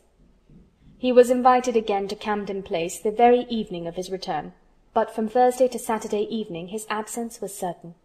It was bad enough that a Mrs. Clay should be always before her, but that a deeper hypocrite should be added to their party seemed the destruction of everything like peace and comfort. It was so humiliating to reflect on the constant deception practised on her father and Elizabeth, to consider the various sources of mortification preparing for them. Mrs. Clay's selfishness was not so complicate nor so revolting as his, and Anne would have compounded for the marriage at once with all its evils, to be clear of Mr. Elliott's subtleties in endeavouring to prevent it. On Friday morning she meant to go very early to Lady Russell and accomplish the necessary communication, and she would have gone directly after breakfast, but that Mrs. Clay was also going out on some obliging purpose of saving her sister trouble, which determined her to wait till she might be safe from such a companion. She saw Mrs. Clay fairly off, therefore, before she began to talk of spending the morning in Rivers Street. "Very well," said Elizabeth. "I have nothing to send but my love. Oh, you may as well take back that tiresome book she would lend me, and pretend I have read it through.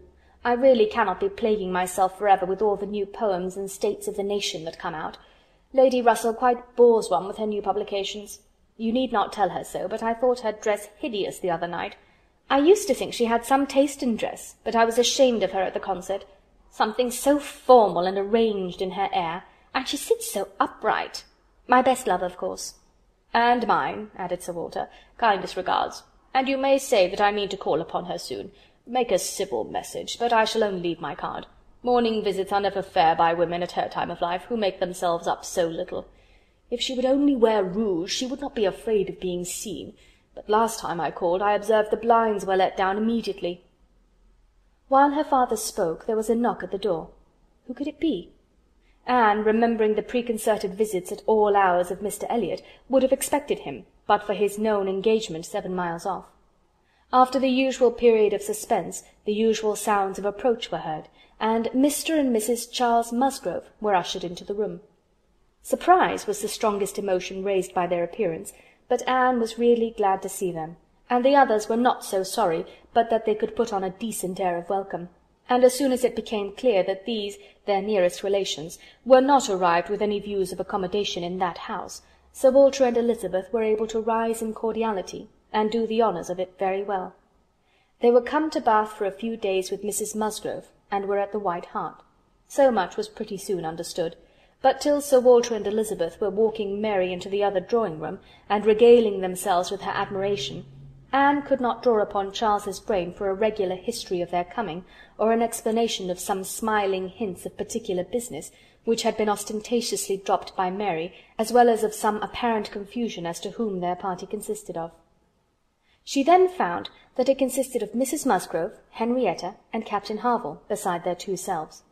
He gave her a very plain, intelligible account of the whole, a narration in which she saw a great deal of most characteristic proceeding. The scheme had received its first impulse by Captain Harville's wanting to come to Bath on business. He had begun to talk of it a week ago, and by way of doing something, as shooting was over, Charles had proposed coming with him, and Mrs. Harville had seemed to like the idea of it very much, as an advantage to her husband. But Mary could not bear to be left, and had made herself so unhappy about it, that for a day or 2 everything seemed to be in suspense, or at an end. But then it had been taken up by his father and mother. His mother had some old friends in Bath whom she wanted to see. It was thought a good opportunity for Henrietta to come and buy wedding clothes for herself and her sister, and in short it ended in being his mother's party, that everything might be comfortable and easy to Captain Harville, and he and Mary were included in it by way of general convenience. They had arrived late the night before.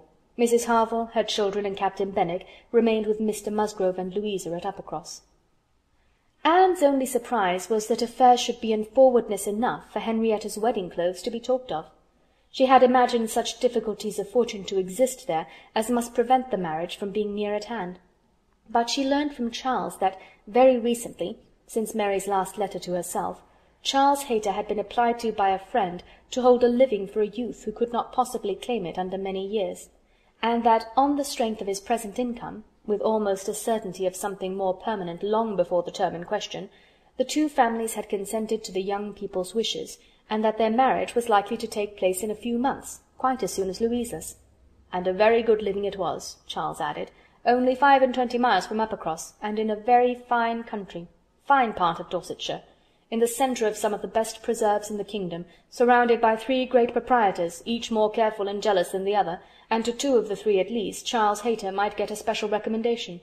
Not that he will value it as he ought, he observed. Charles is too cool about sporting. That's the worst of him. "I am extremely glad indeed," cried Anne, "particularly glad that this should happen, and that of two sisters who both deserve equally well, and who have always been such good friends, the pleasant prospect of one should not be dimming those of the other, that they should be so equal in their prosperity and comfort. I hope your father and mother are quite happy with regard to both." "Oh, yes. My father would be well pleased if the gentleman were richer, but he has no other fault to find.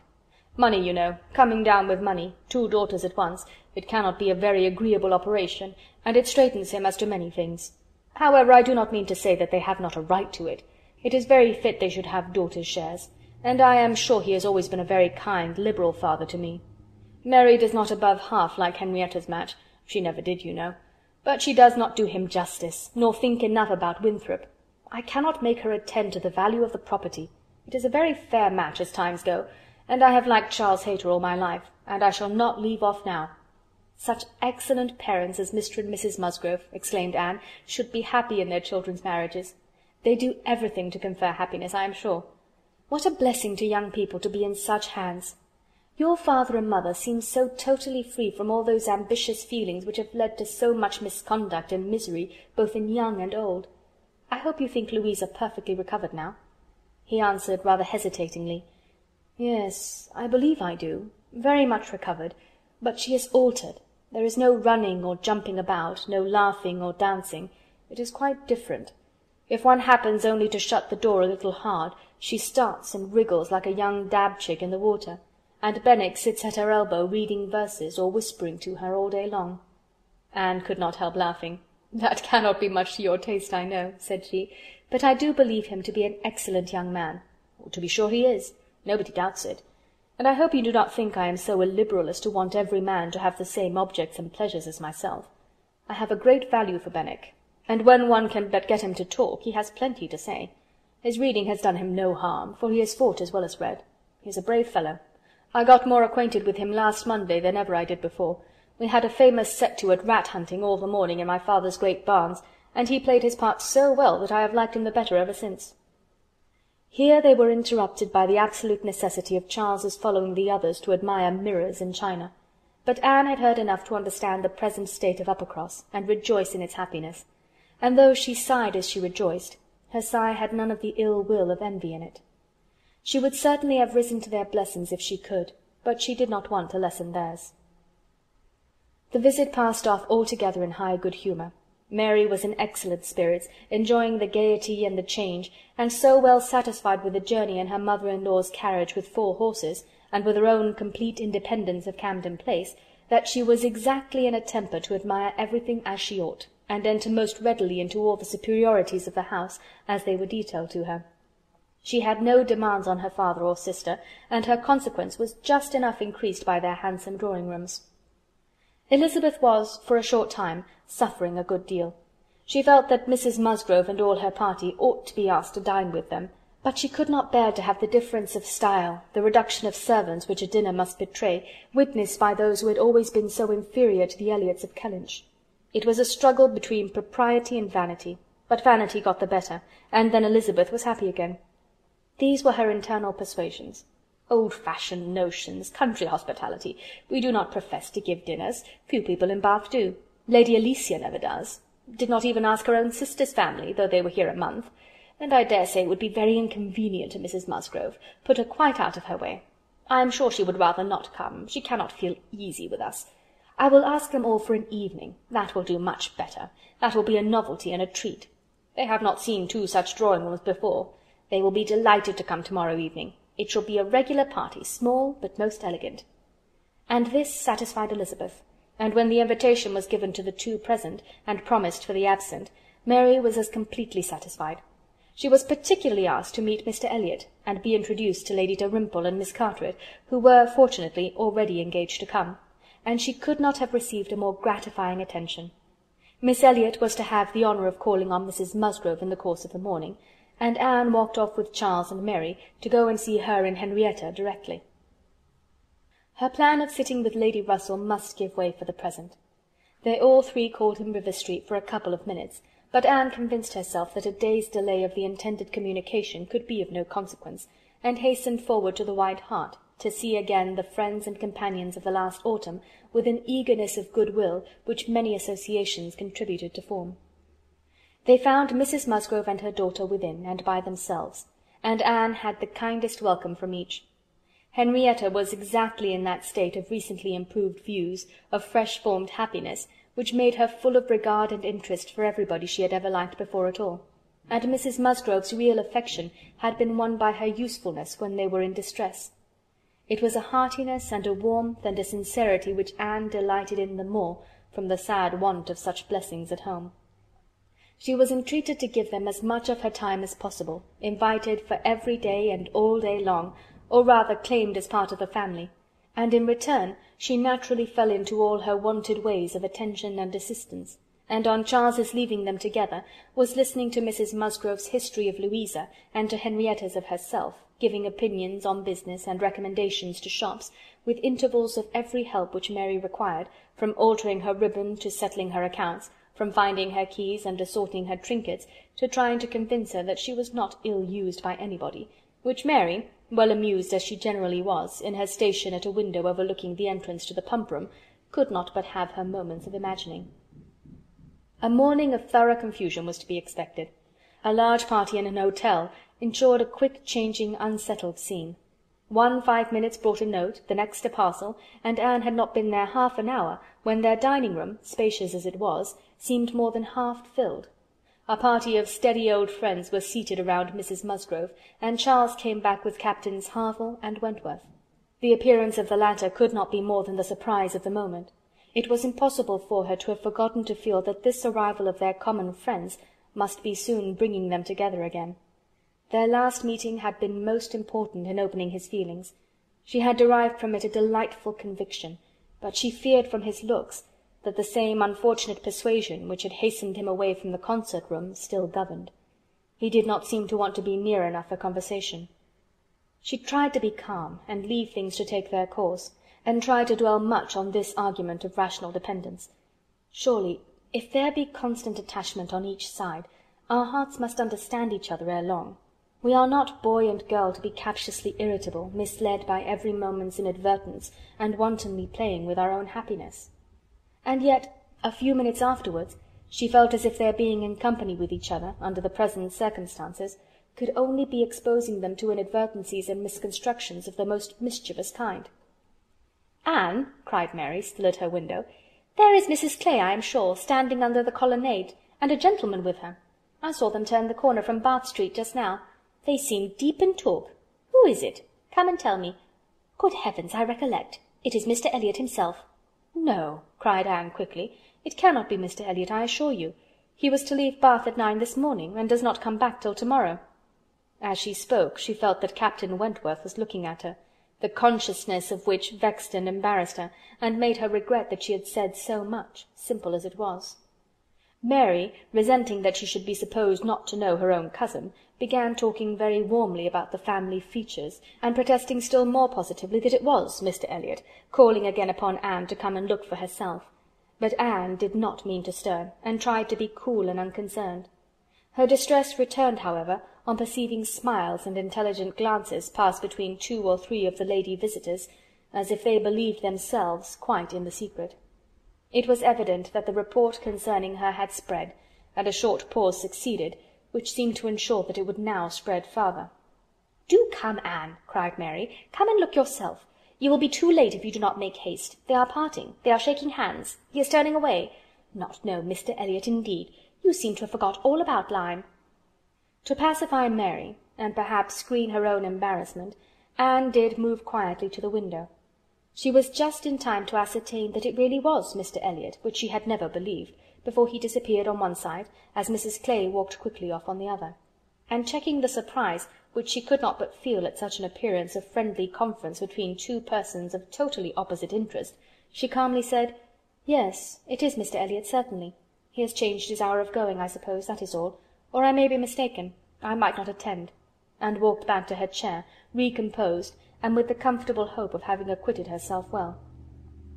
The visitors took their leave, and Charles, having civilly seen them off, and then made a face at them and abused them for coming, began with, "Well, mother, I have done something for you that you will like.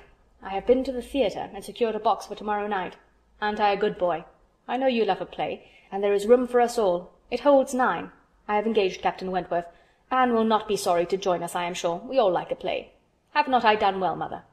Mrs. Musgrove was good-humouredly beginning to express her perfect readiness for the play, if Henrietta and all the others liked it, when Mary eagerly interrupted her by exclaiming, "Good heavens, Charles, how can you think of such a thing? Take a box for tomorrow night? Have you forgot that we are engaged to Camden Place tomorrow night, and that we are most particularly asked to meet Lady Dalrymple and her daughter, and Mr. Elliot, and all the principal family connections on purpose to be introduced to them? How can you be so forgetful?" "Phoo, phoo," replied Charles. "What's an evening party? Never worth remembering. Your father might have asked us to dinner, I think, if he had wanted to see us. You may do as you like, but I shall go to the play." "Oh, Charles, I declare it will be too abominable if you do, when you promised to go." "No, I did not promise. I only smirked and bowed, and said the word happy. There was no promise." "But you must go, Charles. It would be unpardonable to fail. We were asked on purpose to be introduced. There was always such a great connection between the Dalrymples and ourselves. Nothing ever happened on either side that was not announced immediately. We are quite near relations, you know, and Mr. Elliot too, whom you ought so particularly to be acquainted with. Every attention is due to Mr. Elliot. Consider, my father's heir, the future representative of the family." "Don't talk to me about heirs and representatives," cried Charles. "I am not one of those who neglect the reigning power to bow to the rising sun. If I would not go for the sake of your father, I should think it scandalous to go for the sake of his heir. What is Mr. Elliot to me?" The careless expression was life to Anne, who saw that Captain Wentworth was all attention, looking and listening with his whole soul, and that the last words brought his inquiring eyes from Charles to herself. Charles and Mary still talked on in the same style, he half serious and half jesting, maintaining the scheme for the play, and she, invariably serious, most warmly opposing it, and not omitting to make it known that, however determined to go to Camden Place herself, she should not think herself very well used if they went to the play without her. Mrs. Musgrove interposed.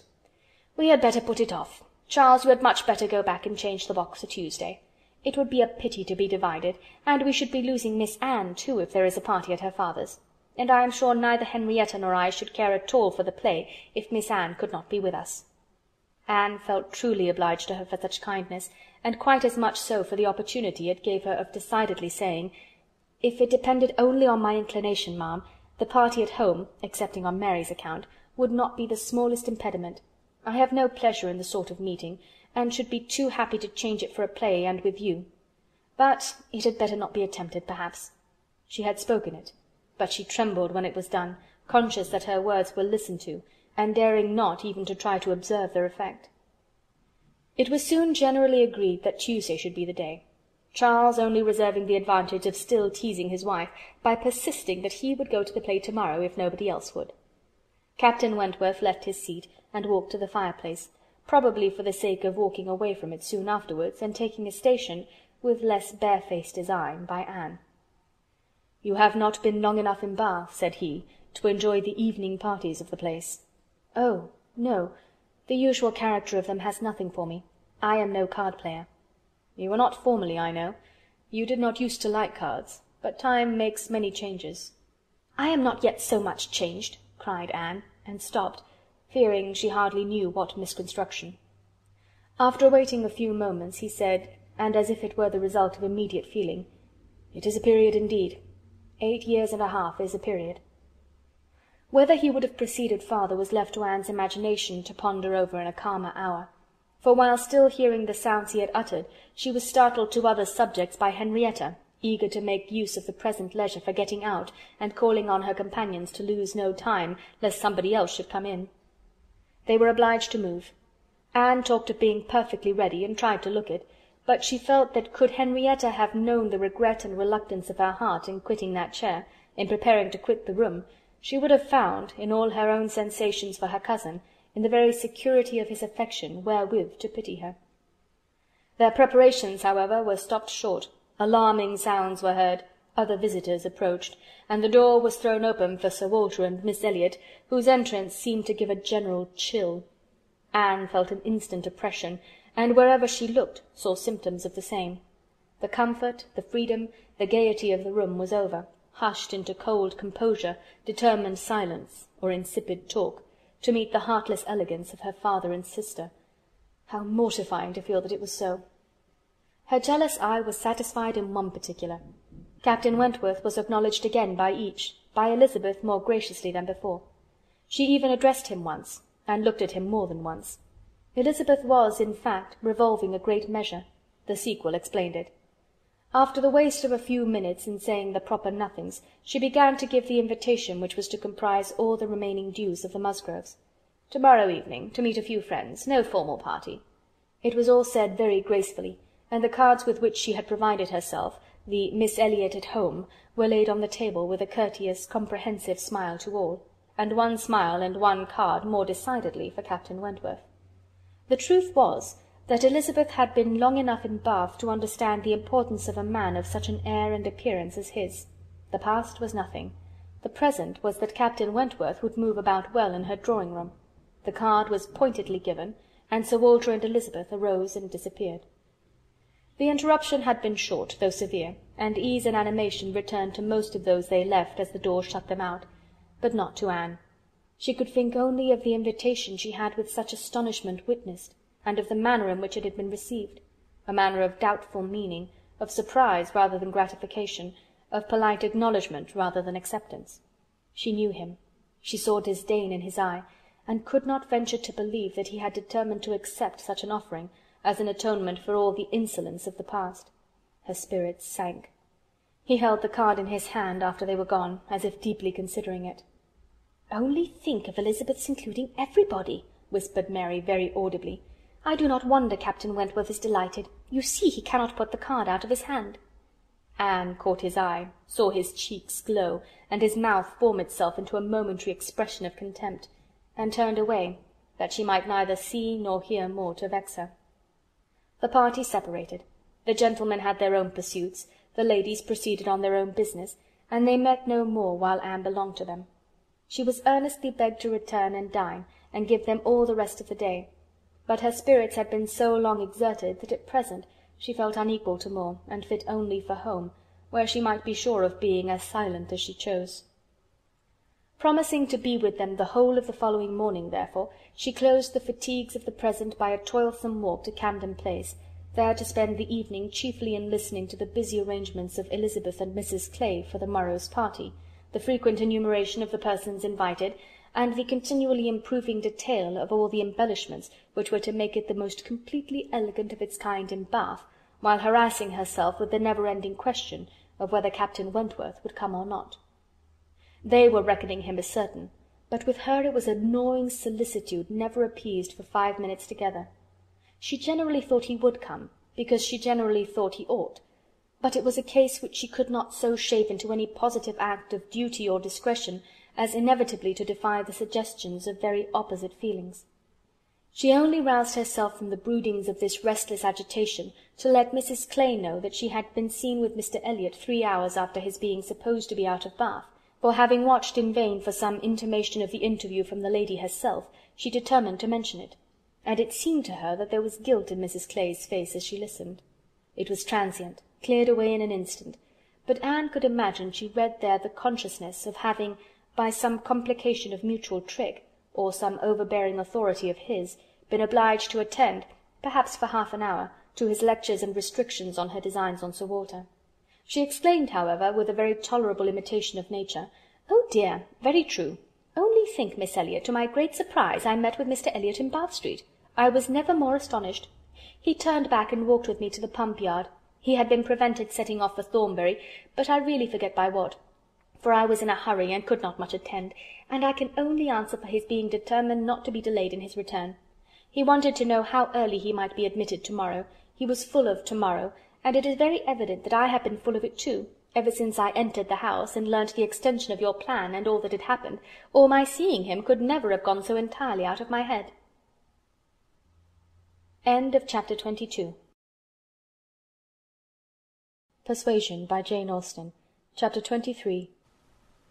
1 day only had passed since Anne's conversation with Mrs. Smith, but a keener interest had succeeded, and she was now so little touched by Mr. Elliot's conduct, except by its effects in one quarter, that it became a matter of course the next morning still to defer her explanatory visit in Rivers Street.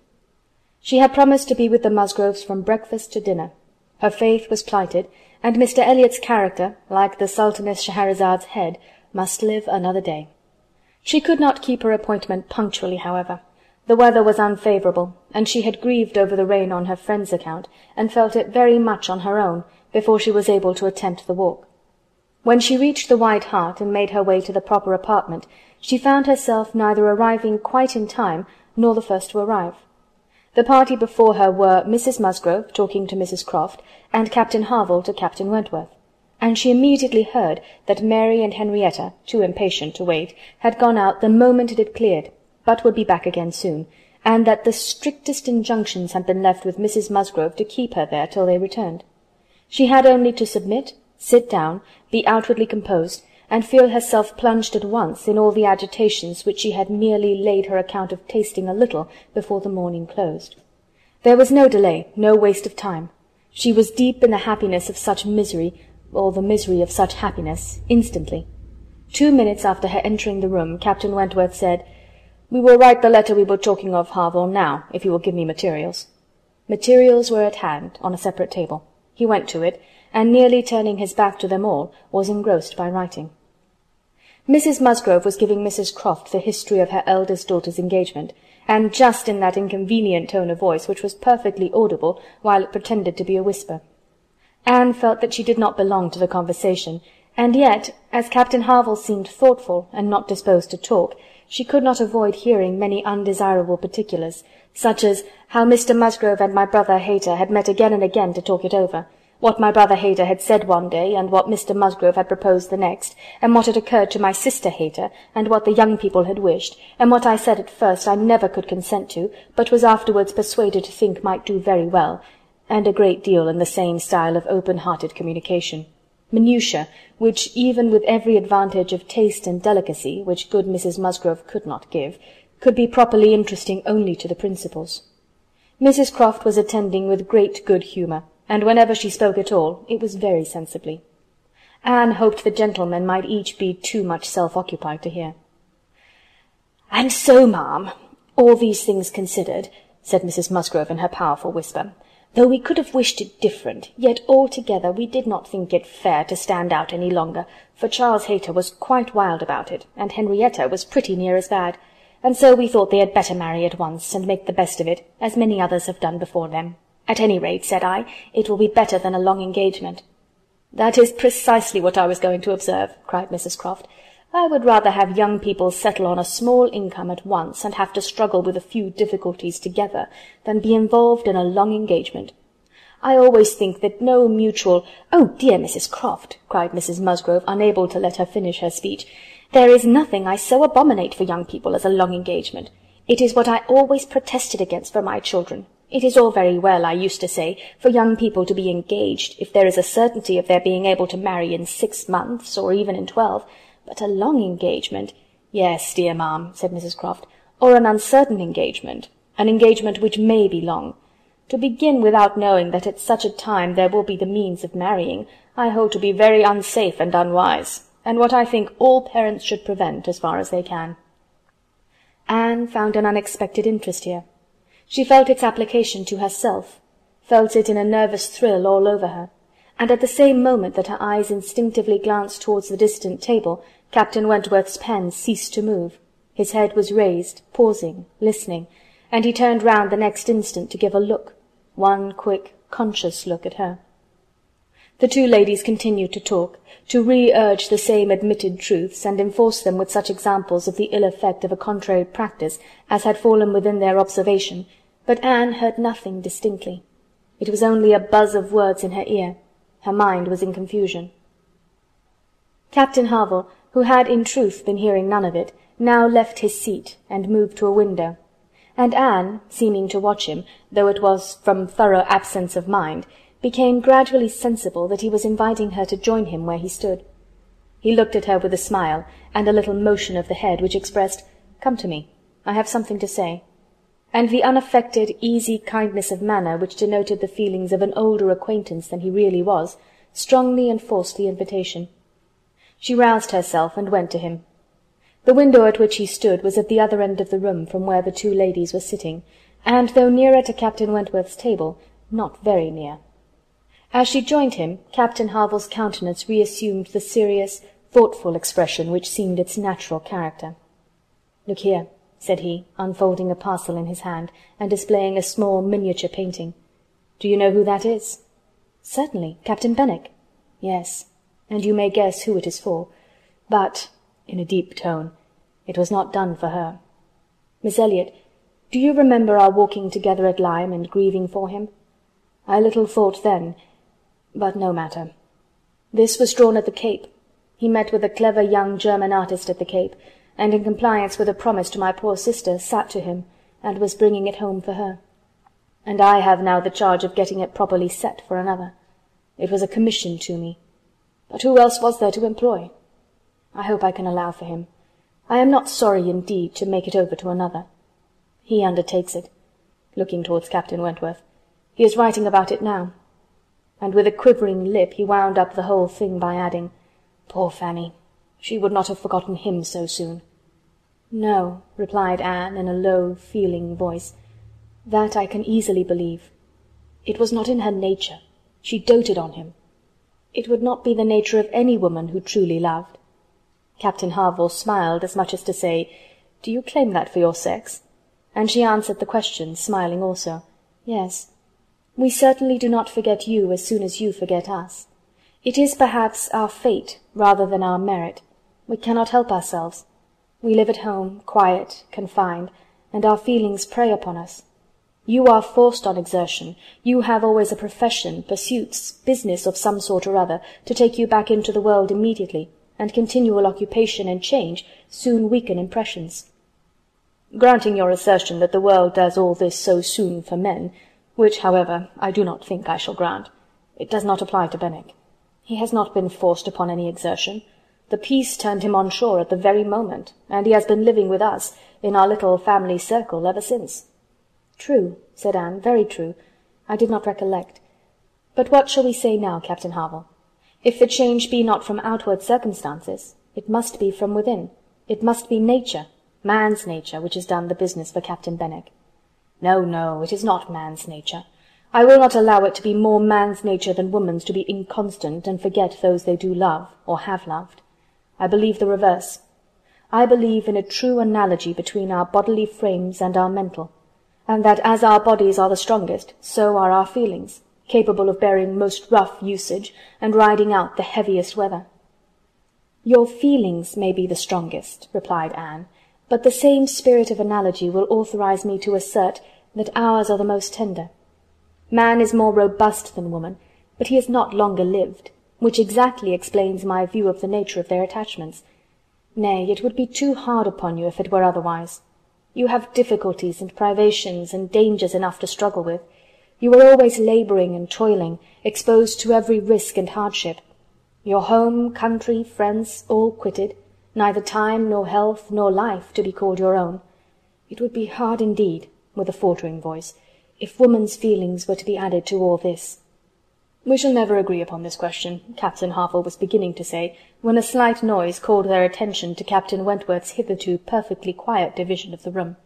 It was nothing more than that his pen had fallen down, but Anne was startled at finding him nearer than she had supposed, and half inclined to suspect that the pen had only fallen because he had been occupied by them, striving to catch sounds, which yet she did not think he could have caught.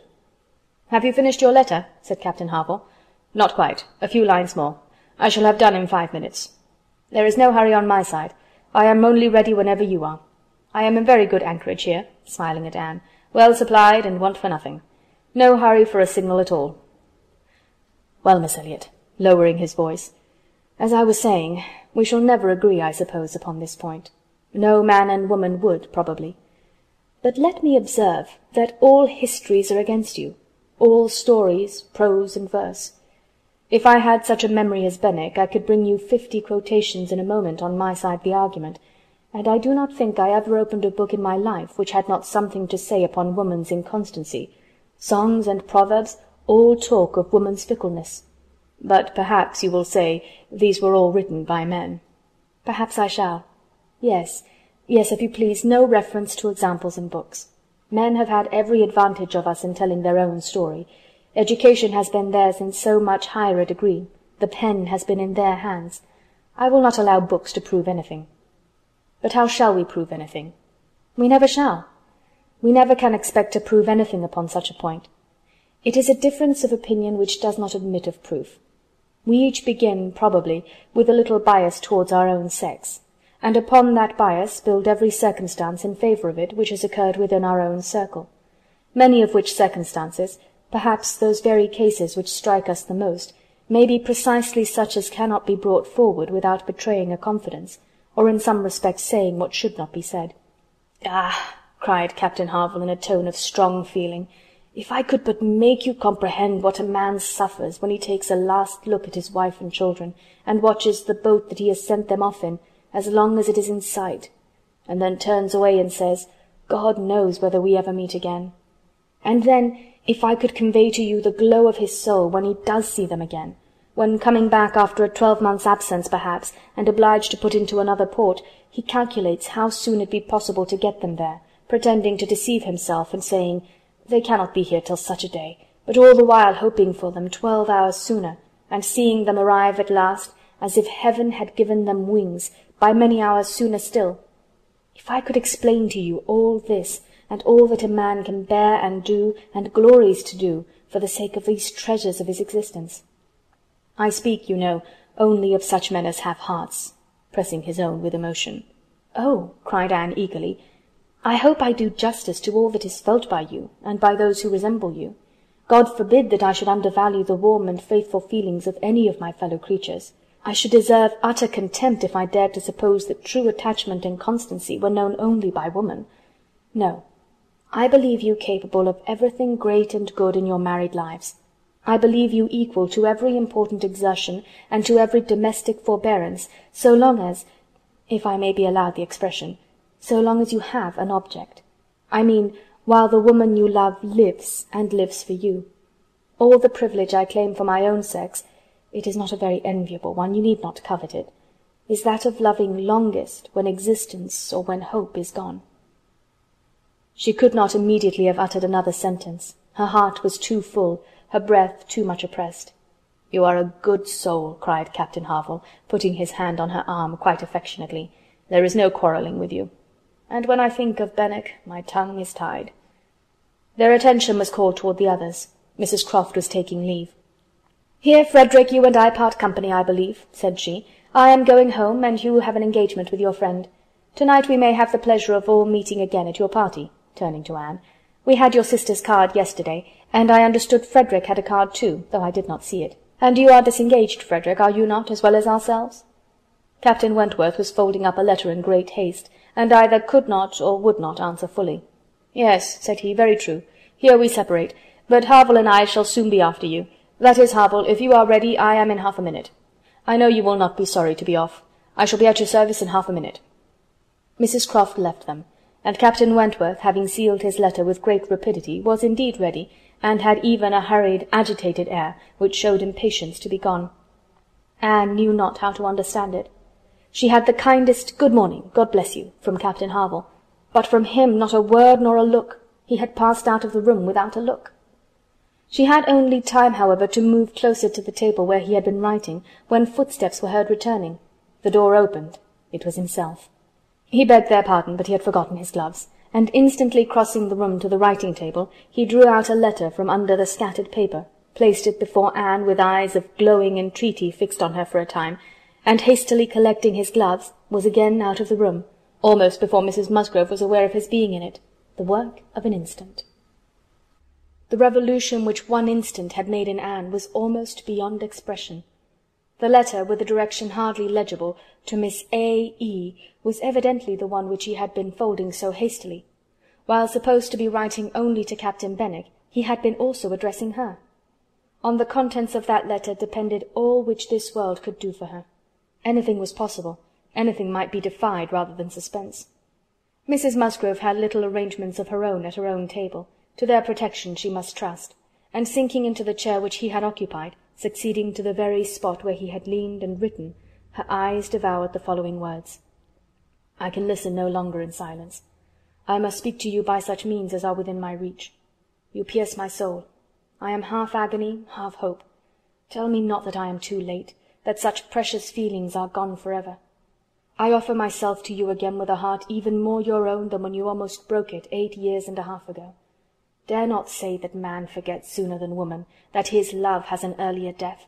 I have loved none but you. Unjust I may have been, weak and resentful I have been, but never inconstant. You alone have brought me to Bath. For you alone I think and plan. Have you not seen this? Can you fail to have understood my wishes? I had not waited even these 10 days could I have read your feelings, as I think you must have penetrated mine. I can hardly write.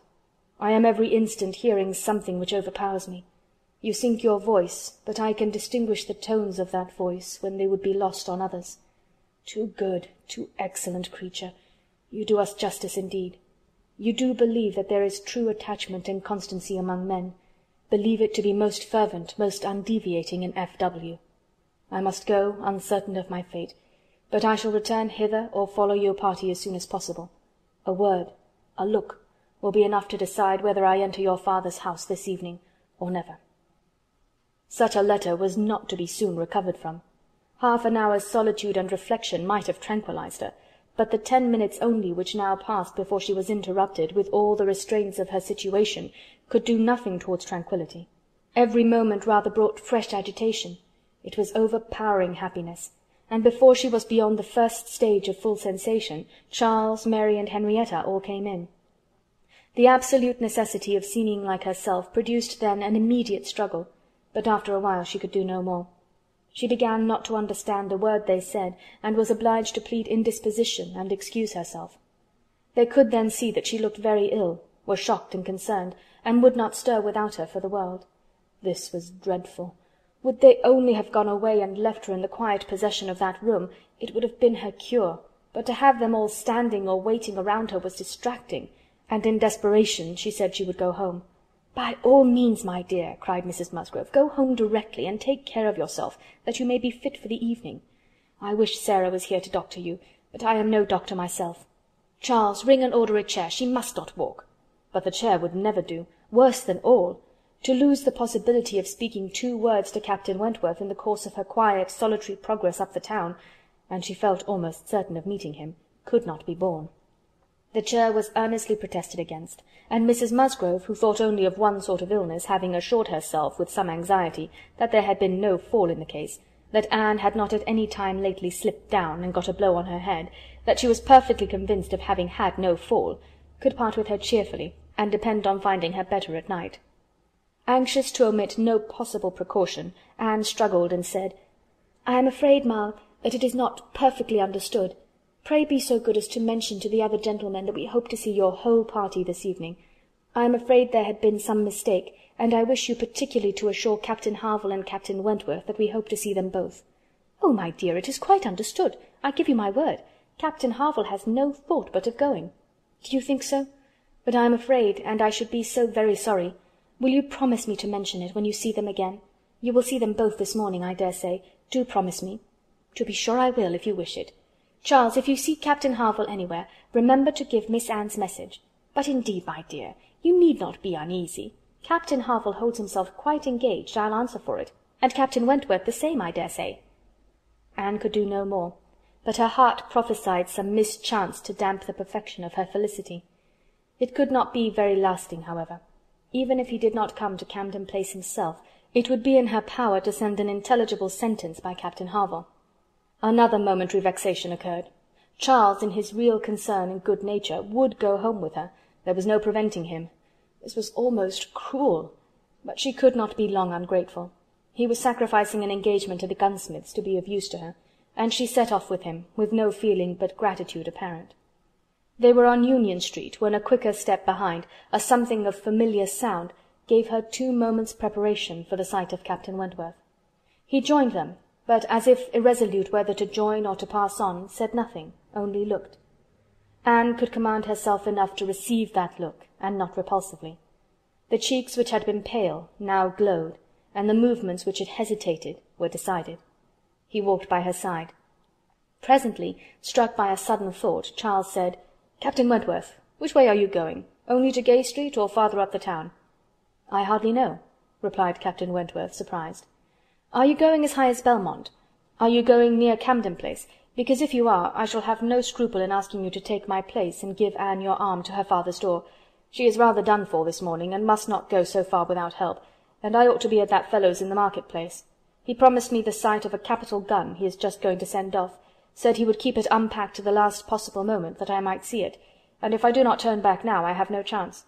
By his description, a good deal like the second-size double-barrel of mine which you shot with one day round Winthrop." There could not be an objection. There could be only the most proper alacrity, a most obliging compliance for public view, and smiles reigned in, and spirits dancing in private rapture. In half a minute Charles was at the bottom of Union Street again, and the other two proceeding together, and soon words enough had passed between them to decide their direction towards the comparatively quiet and retired gravel walk, where the power of conversation would make the present hour a blessing indeed, and prepare it for all the immortality which the happiest recollections of their own future lives could bestow. There they exchanged again those feelings and those promises which had once before seemed to secure everything, but which had been followed by so many, many years of division and estrangement. There they returned again into the past, more exquisitely happy perhaps in their reunion than when it had been first projected, more tender, more tried, more fixed in a knowledge of each other's character, truth, and attachment, more equal to act, more justified in acting. And there, as they slowly paced the gradual ascent, heedless of every group around them, seeing neither sauntering politicians, bustling housekeepers, flirting girls, nor nursery-maids and children, they could indulge in those retrospections and acknowledgments, and especially in those explanations of what had directly preceded the present moment, which were so poignant and so ceaselessly in interest. All the little variations of the last week were gone through, and of yesterday and to-day there could scarcely be an end. She had not mistaken him. Jealousy of Mr. Elliot had been the retarding weight, the doubt, the torment. That had begun to operate in the very hour of first meeting her in Bath. That had returned after a short suspension to ruin the concert, and that had influenced him in everything he had said and done, or omitted to say and do, in the last 24 hours. It had been gradually yielding to the better hopes which her looks or words or actions occasionally encouraged. It had been vanquished at last by those sentiments and those tones which had reached him while she talked with Captain Harville, and under the irresistible governance of which he had seized a sheet of paper and poured out his feelings. Of what he had written nothing was to be retracted or qualified. He persisted in having loved none but her. She had never been supplanted. He never even believed himself to see her equal. Thus much indeed he was obliged to acknowledge, that he had been constant unconsciously, nay, unintentionally, that he had meant to forget her, and believed it to be done. He had imagined himself indifferent when he had only been angry, and he had been unjust to her merits because he had been a sufferer from them.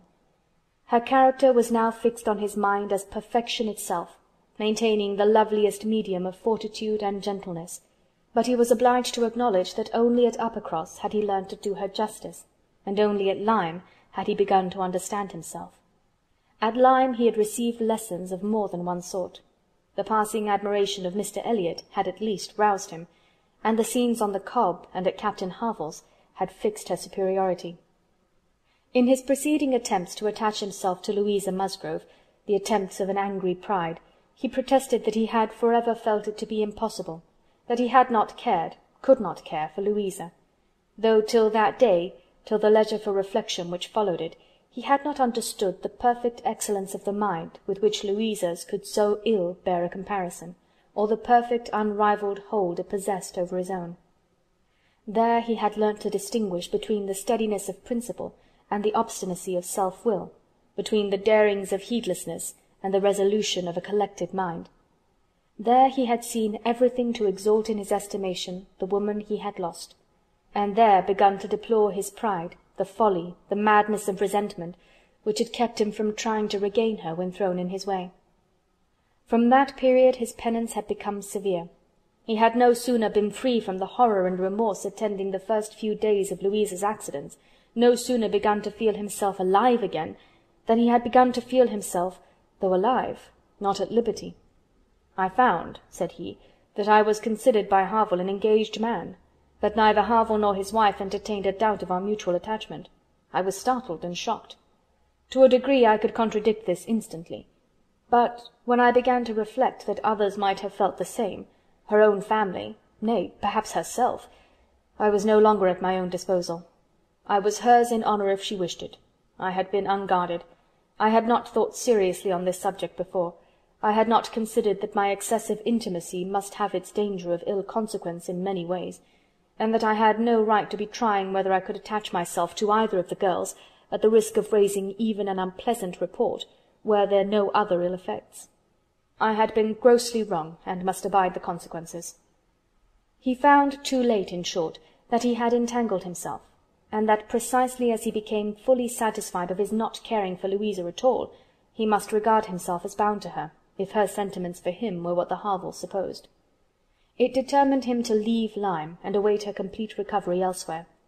He would gladly weaken by any fair means whatever feelings or speculations concerning him might exist, and he went therefore to his brother's, meaning after a while to return to Kellynch, and act as circumstances might require.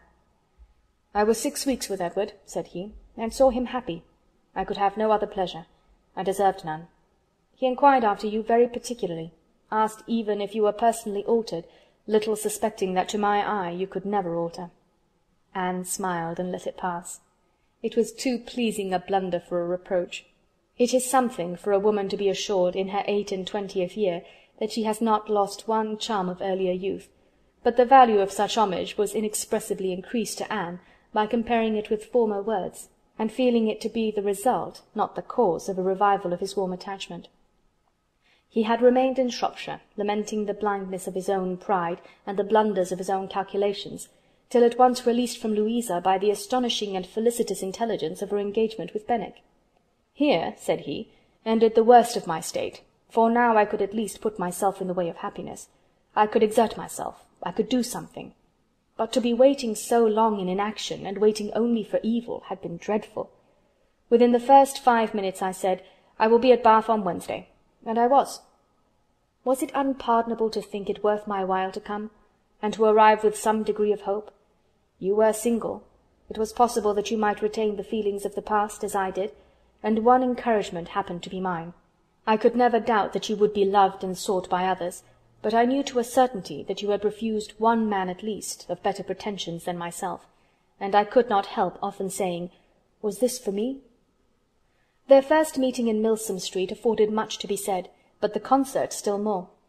That evening seemed to be made up of exquisite moments. The moment of her stepping forward in the octagon room to speak to him, the moment of Mr. Elliot's appearing and tearing her away, and 1 or 2 subsequent moments, marked by returning hope or increasing despondency, were dwelt on with energy.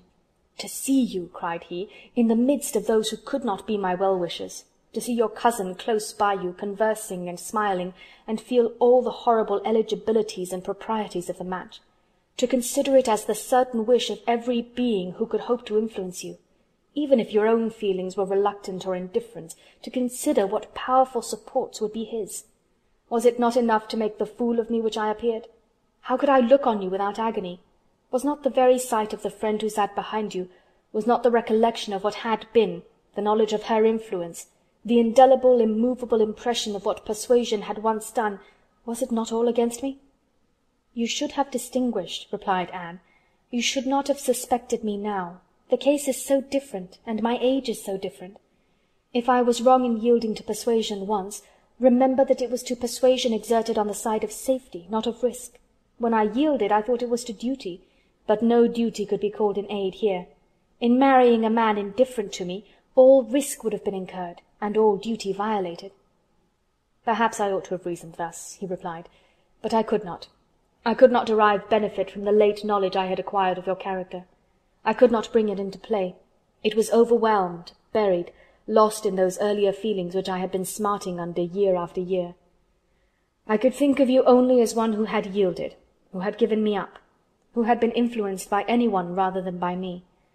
I saw you with the very person who had guided you in that year of misery. I had no reason to believe her of less authority now. The force of habit was to be added." "I should have thought," said Anne, that my manner to yourself might have spared you much or all of this. No, no. Your manner might be only the ease which your engagement to another man would give. I left you in this belief, and yet I was determined to see you again. My spirits rallied with the morning, and I felt that I had still a motive for remaining here." At last Anne was at home again, and happier than anyone in that house could have conceived. All the surprise and suspense, and every other painful part of the morning dissipated by this conversation, she re-entered the house so happy as to be obliged to find an alloy in some momentary apprehensions of its being impossible to last. An interval of meditation, serious and grateful, was the best corrective of everything dangerous in such high-wrought felicity, and she went to her room, and grew steadfast and fearless in the thankfulness of her enjoyment. The evening came. The drawing-rooms were lighted up, the company assembled. It was but a card-party. It was but a mixture of those who had never met before, and those who met too often. A commonplace business, too numerous for intimacy, too small for variety. But Anne had never found an evening shorter. Glowing and lovely in sensibility and happiness, and more generally admired than she thought about or cared for, she had cheerful or forbearing feelings for every creature around her. Mr. Elliot was there. She avoided, but she could pity him. The Wallises, she had amusement in understanding them. Lady Dalrymple and Miss Carteret, they would soon be innoxious cousins to her. She cared not for Mrs. Clay, and had nothing to blush for in the public manners of her father and sister. With the Musgroves there was the happy chat of perfect ease. With Captain Harville, the kind-hearted intercourse of brother and sister. With Lady Russell, attempts at conversation which a delicious consciousness cut short. With Admiral and Mrs. Croft, everything of peculiar cordiality and fervent interest, which the same consciousness sought to conceal. And with Captain Wentworth, some moments of communications continually occurring, and always the hope of more, and always the knowledge of his being there. It was in one of these short meetings, each apparently occupied in admiring a fine display of greenhouse plants, that she said, "I have been thinking over the past, and trying impartially to judge of the right and wrong, I mean with regard to myself, and I must believe that I was right, much as I suffered from it, that I was perfectly right in being guided by the friend whom you will love better than you do now. To me she was in the place of a parent. Do not mistake me, however. I am not saying that she did not err in her advice. It was perhaps one of those cases in which advice is good or bad only as the event decides, and for myself I certainly never should, in any circumstance of tolerable similarity, give such advice. But I mean that I was right in submitting to her, and that if I had done otherwise, I should have suffered more in continuing the engagement than I did even in giving it up, because I should have suffered in my conscience. I have now, as far as such a sentiment is allowable in human nature, nothing to reproach myself with, and if I mistake not, a strong sense of duty is no bad part of a woman's portion." He looked at her, looked at Lady Russell, and looking at her again, replied as if in cool deliberation, "Not yet, but there are hopes of her being forgiven in time. I trust to being in charity with her soon. But I too have been thinking over the past, and a question has suggested itself, whether there may not have been one person more my enemy even than that lady, my own self. Tell me if, when I returned to England in the year 8 with a few £1,000 and was posted into the Laconia, if I had then written to you, would you have answered my letter? Would you, in short, have renewed the engagement then?" "Would I?" was all her answer, but her accent was decisive enough. "Good God!" he cried, "you would. It is not that I did not think of it, or desire it, as what could alone crown all my other success, but I was proud, too proud to ask again. I did not understand you. I shut my eyes and would not understand you, or do you justice. This is a recollection which ought to make me forgive everyone sooner than myself. 6 years of separation and suffering might have been spared. It is a sort of pain, too, which is new to me. I have been used to the gratification of believing myself to earn every blessing that I enjoyed. I have valued myself on honourable toils and just rewards. Like other great men under reverses," he added with a smile, "I must endeavour to subdue my mind to my fortune. I must learn to brook being happier than I deserve." Chapter 23. Persuasion by Jane Austen. Chapter 24. Who can be in doubt of what followed? When any two young people take it into their heads to marry, they are pretty sure by perseverance to carry their point, be they ever so poor, or ever so imprudent, or ever so little likely to be necessary to each other's ultimate comfort. This may be bad morality to conclude with, but I believe it to be truth, and if such parties succeed, how could a Captain Wentworth and an Anne Elliot, with the advantage of maturity of mind, consciousness of right, and one independent fortune between them, fail of bearing down every opposition? They might, in fact, have borne down a great deal more than they met with, for there was little to distress them beyond the want of graciousness and warmth. Sir Walter made no objection, and Elizabeth did nothing worse than look cold and unconcerned. Captain Wentworth, with £25,000, and as high in his profession as merit and activity could place him, was no longer nobody. He was now esteemed quite worthy to address the daughter of a foolish, spendthrift baronet, who had not had principle or sense enough to maintain himself in the situation in which Providence had placed him, and who could give his daughter at present but a small part of the share of £10,000, which must be hers hereafter. Sir Walter, indeed, though he had no affection for Anne, and no vanity flattered to make him really happy on the occasion, was very far from thinking it a bad match for her. On the contrary, when he saw more of Captain Wentworth, saw him repeatedly by daylight, and eyed him well, he was very much struck by his personal claims, and felt that his superiority of appearance might be not fairly unbalanced against her superiority of rank. And all this, assisted by his well-sounding name, enabled Sir Walter at last to prepare his pen, with a very good grace, for the insertion of the marriage in the volume of honour. The only one among them whose opposition of feeling could excite any serious anxiety was Lady Russell. Anne knew that Lady Russell must be suffering some pain in understanding and relinquishing Mr. Elliot, and be making some struggles to become truly acquainted with and do justice to Captain Wentworth. This, however, was what Lady Russell had now to do. She must learn to feel that she had been mistaken with regard to both, that she had been unfairly influenced by appearances in each, that because Captain Wentworth's manners had not suited her own ideas, she had been too quick in suspecting them to indicate a character of dangerous impetuosity, and that because Mr. Elliot's manners had precisely pleased her in their propriety and correctness, their general politeness and suavity, she had been too quick in receiving them as the certain result of the most correct opinions and well-regulated mind. There was nothing less for Lady Russell to do than to admit that she had been pretty completely wrong, and to take up a new set of opinions and of hopes. There is a quickness of perception in some, a nicety in the discernment of character, a natural penetration, in short, which no experience in others can equal, and Lady Russell had been less gifted in this part of understanding than her young friend. But she was a very good woman, and if her second object was to be sensible and well-judging, her first was to see Anne happy. She loved Anne better than she loved her own abilities, and when the awkwardness of the beginning was over, found little hardship in attaching herself as a mother to the man who was securing the happiness of her other child. Of all the family, Mary was probably the one most immediately gratified by the circumstance. It was creditable to have a sister married, and she might flatter herself with having been greatly instrumental to the connection, by keeping Anne with her in the autumn. And as her own sister must be better than her husband's sisters, it was very agreeable that Captain Wentworth should be a richer man than either Captain Benwick or Charles Hayter. She had something to suffer, perhaps, when they came into contact again, in seeing Anne restored to the rights of seniority, and the mistress of a very pretty landaulet, but she had a future to look forward to of powerful consolation. Anne had no Uppercross Hall before her, no landed estate, no headship of a family, and if they could but keep Captain Wentworth from being made a baronet, she would not change situations with Anne.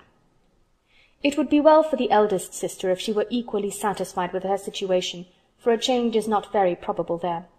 She had soon the mortification of seeing Mr. Elliot withdraw, and no one of proper condition has since presented himself to raise even the unfounded hopes which sunk with him. The news of his cousin Anne's engagement burst on Mr. Elliot most unexpectedly. It deranged his best plan of domestic happiness, his best hope of keeping Sir Walter single by the watchfulness which a son-in-law's rights would have given. But though discomfited and disappointed, he could still do something for his own interest and his own enjoyment. He soon quitted Bath, and on Mrs. Clay's quitting it soon afterwards, and being next heard of as established under his protection in London, it was evident how double a game he had been playing, and how determined he was to save himself from being cut out by one artful woman at least.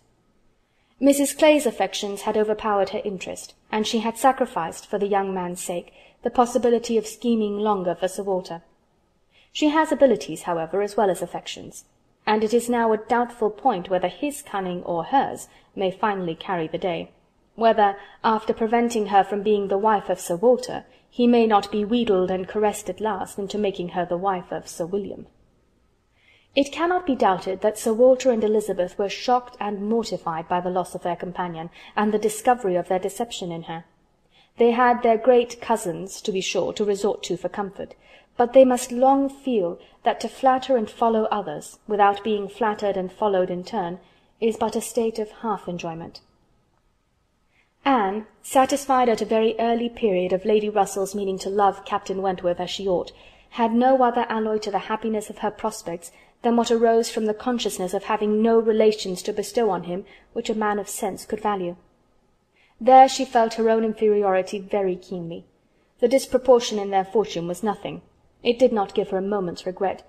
But to have no family to receive and estimate him properly, nothing of respectability, of harmony, of goodwill to offer in return for all the worth and all the prompt welcome which met her in his brothers and sisters, was a source of as lively pain as her mind could well be sensible of under circumstances of otherwise strong felicity. She had but two friends in the world to add to his list, Lady Russell and Mrs. Smith. To those, however, he was very well disposed to attach himself. Lady Russell, in spite of all her former transgressions, he could now value from his heart. While he was not obliged to say that he believed her to have been right in originally dividing them, he was ready to say almost everything else in her favour. And as for Mrs. Smith, she had claims of various kinds to recommend her quickly and permanently. Her recent good offices by Anne had been enough in themselves, and their marriage, instead of depriving her of one friend, secured her two. She was their earliest visitor in their settled life, and Captain Wentworth, by putting her in the way of recovering her husband's property in the West Indies, by writing for her, acting for her, and seeing her through all the pretty difficulties of the case with the activity and exertion of a fearless man and a determined friend, fully requited the services which she had rendered, or ever meant to render, to his wife.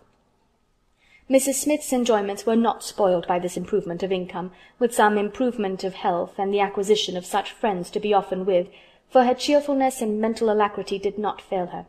And while these prime supplies of good remained, she might have bid defiance even to greater accessions of worldly prosperity. She might have been absolutely rich and perfectly healthy, and yet be happy.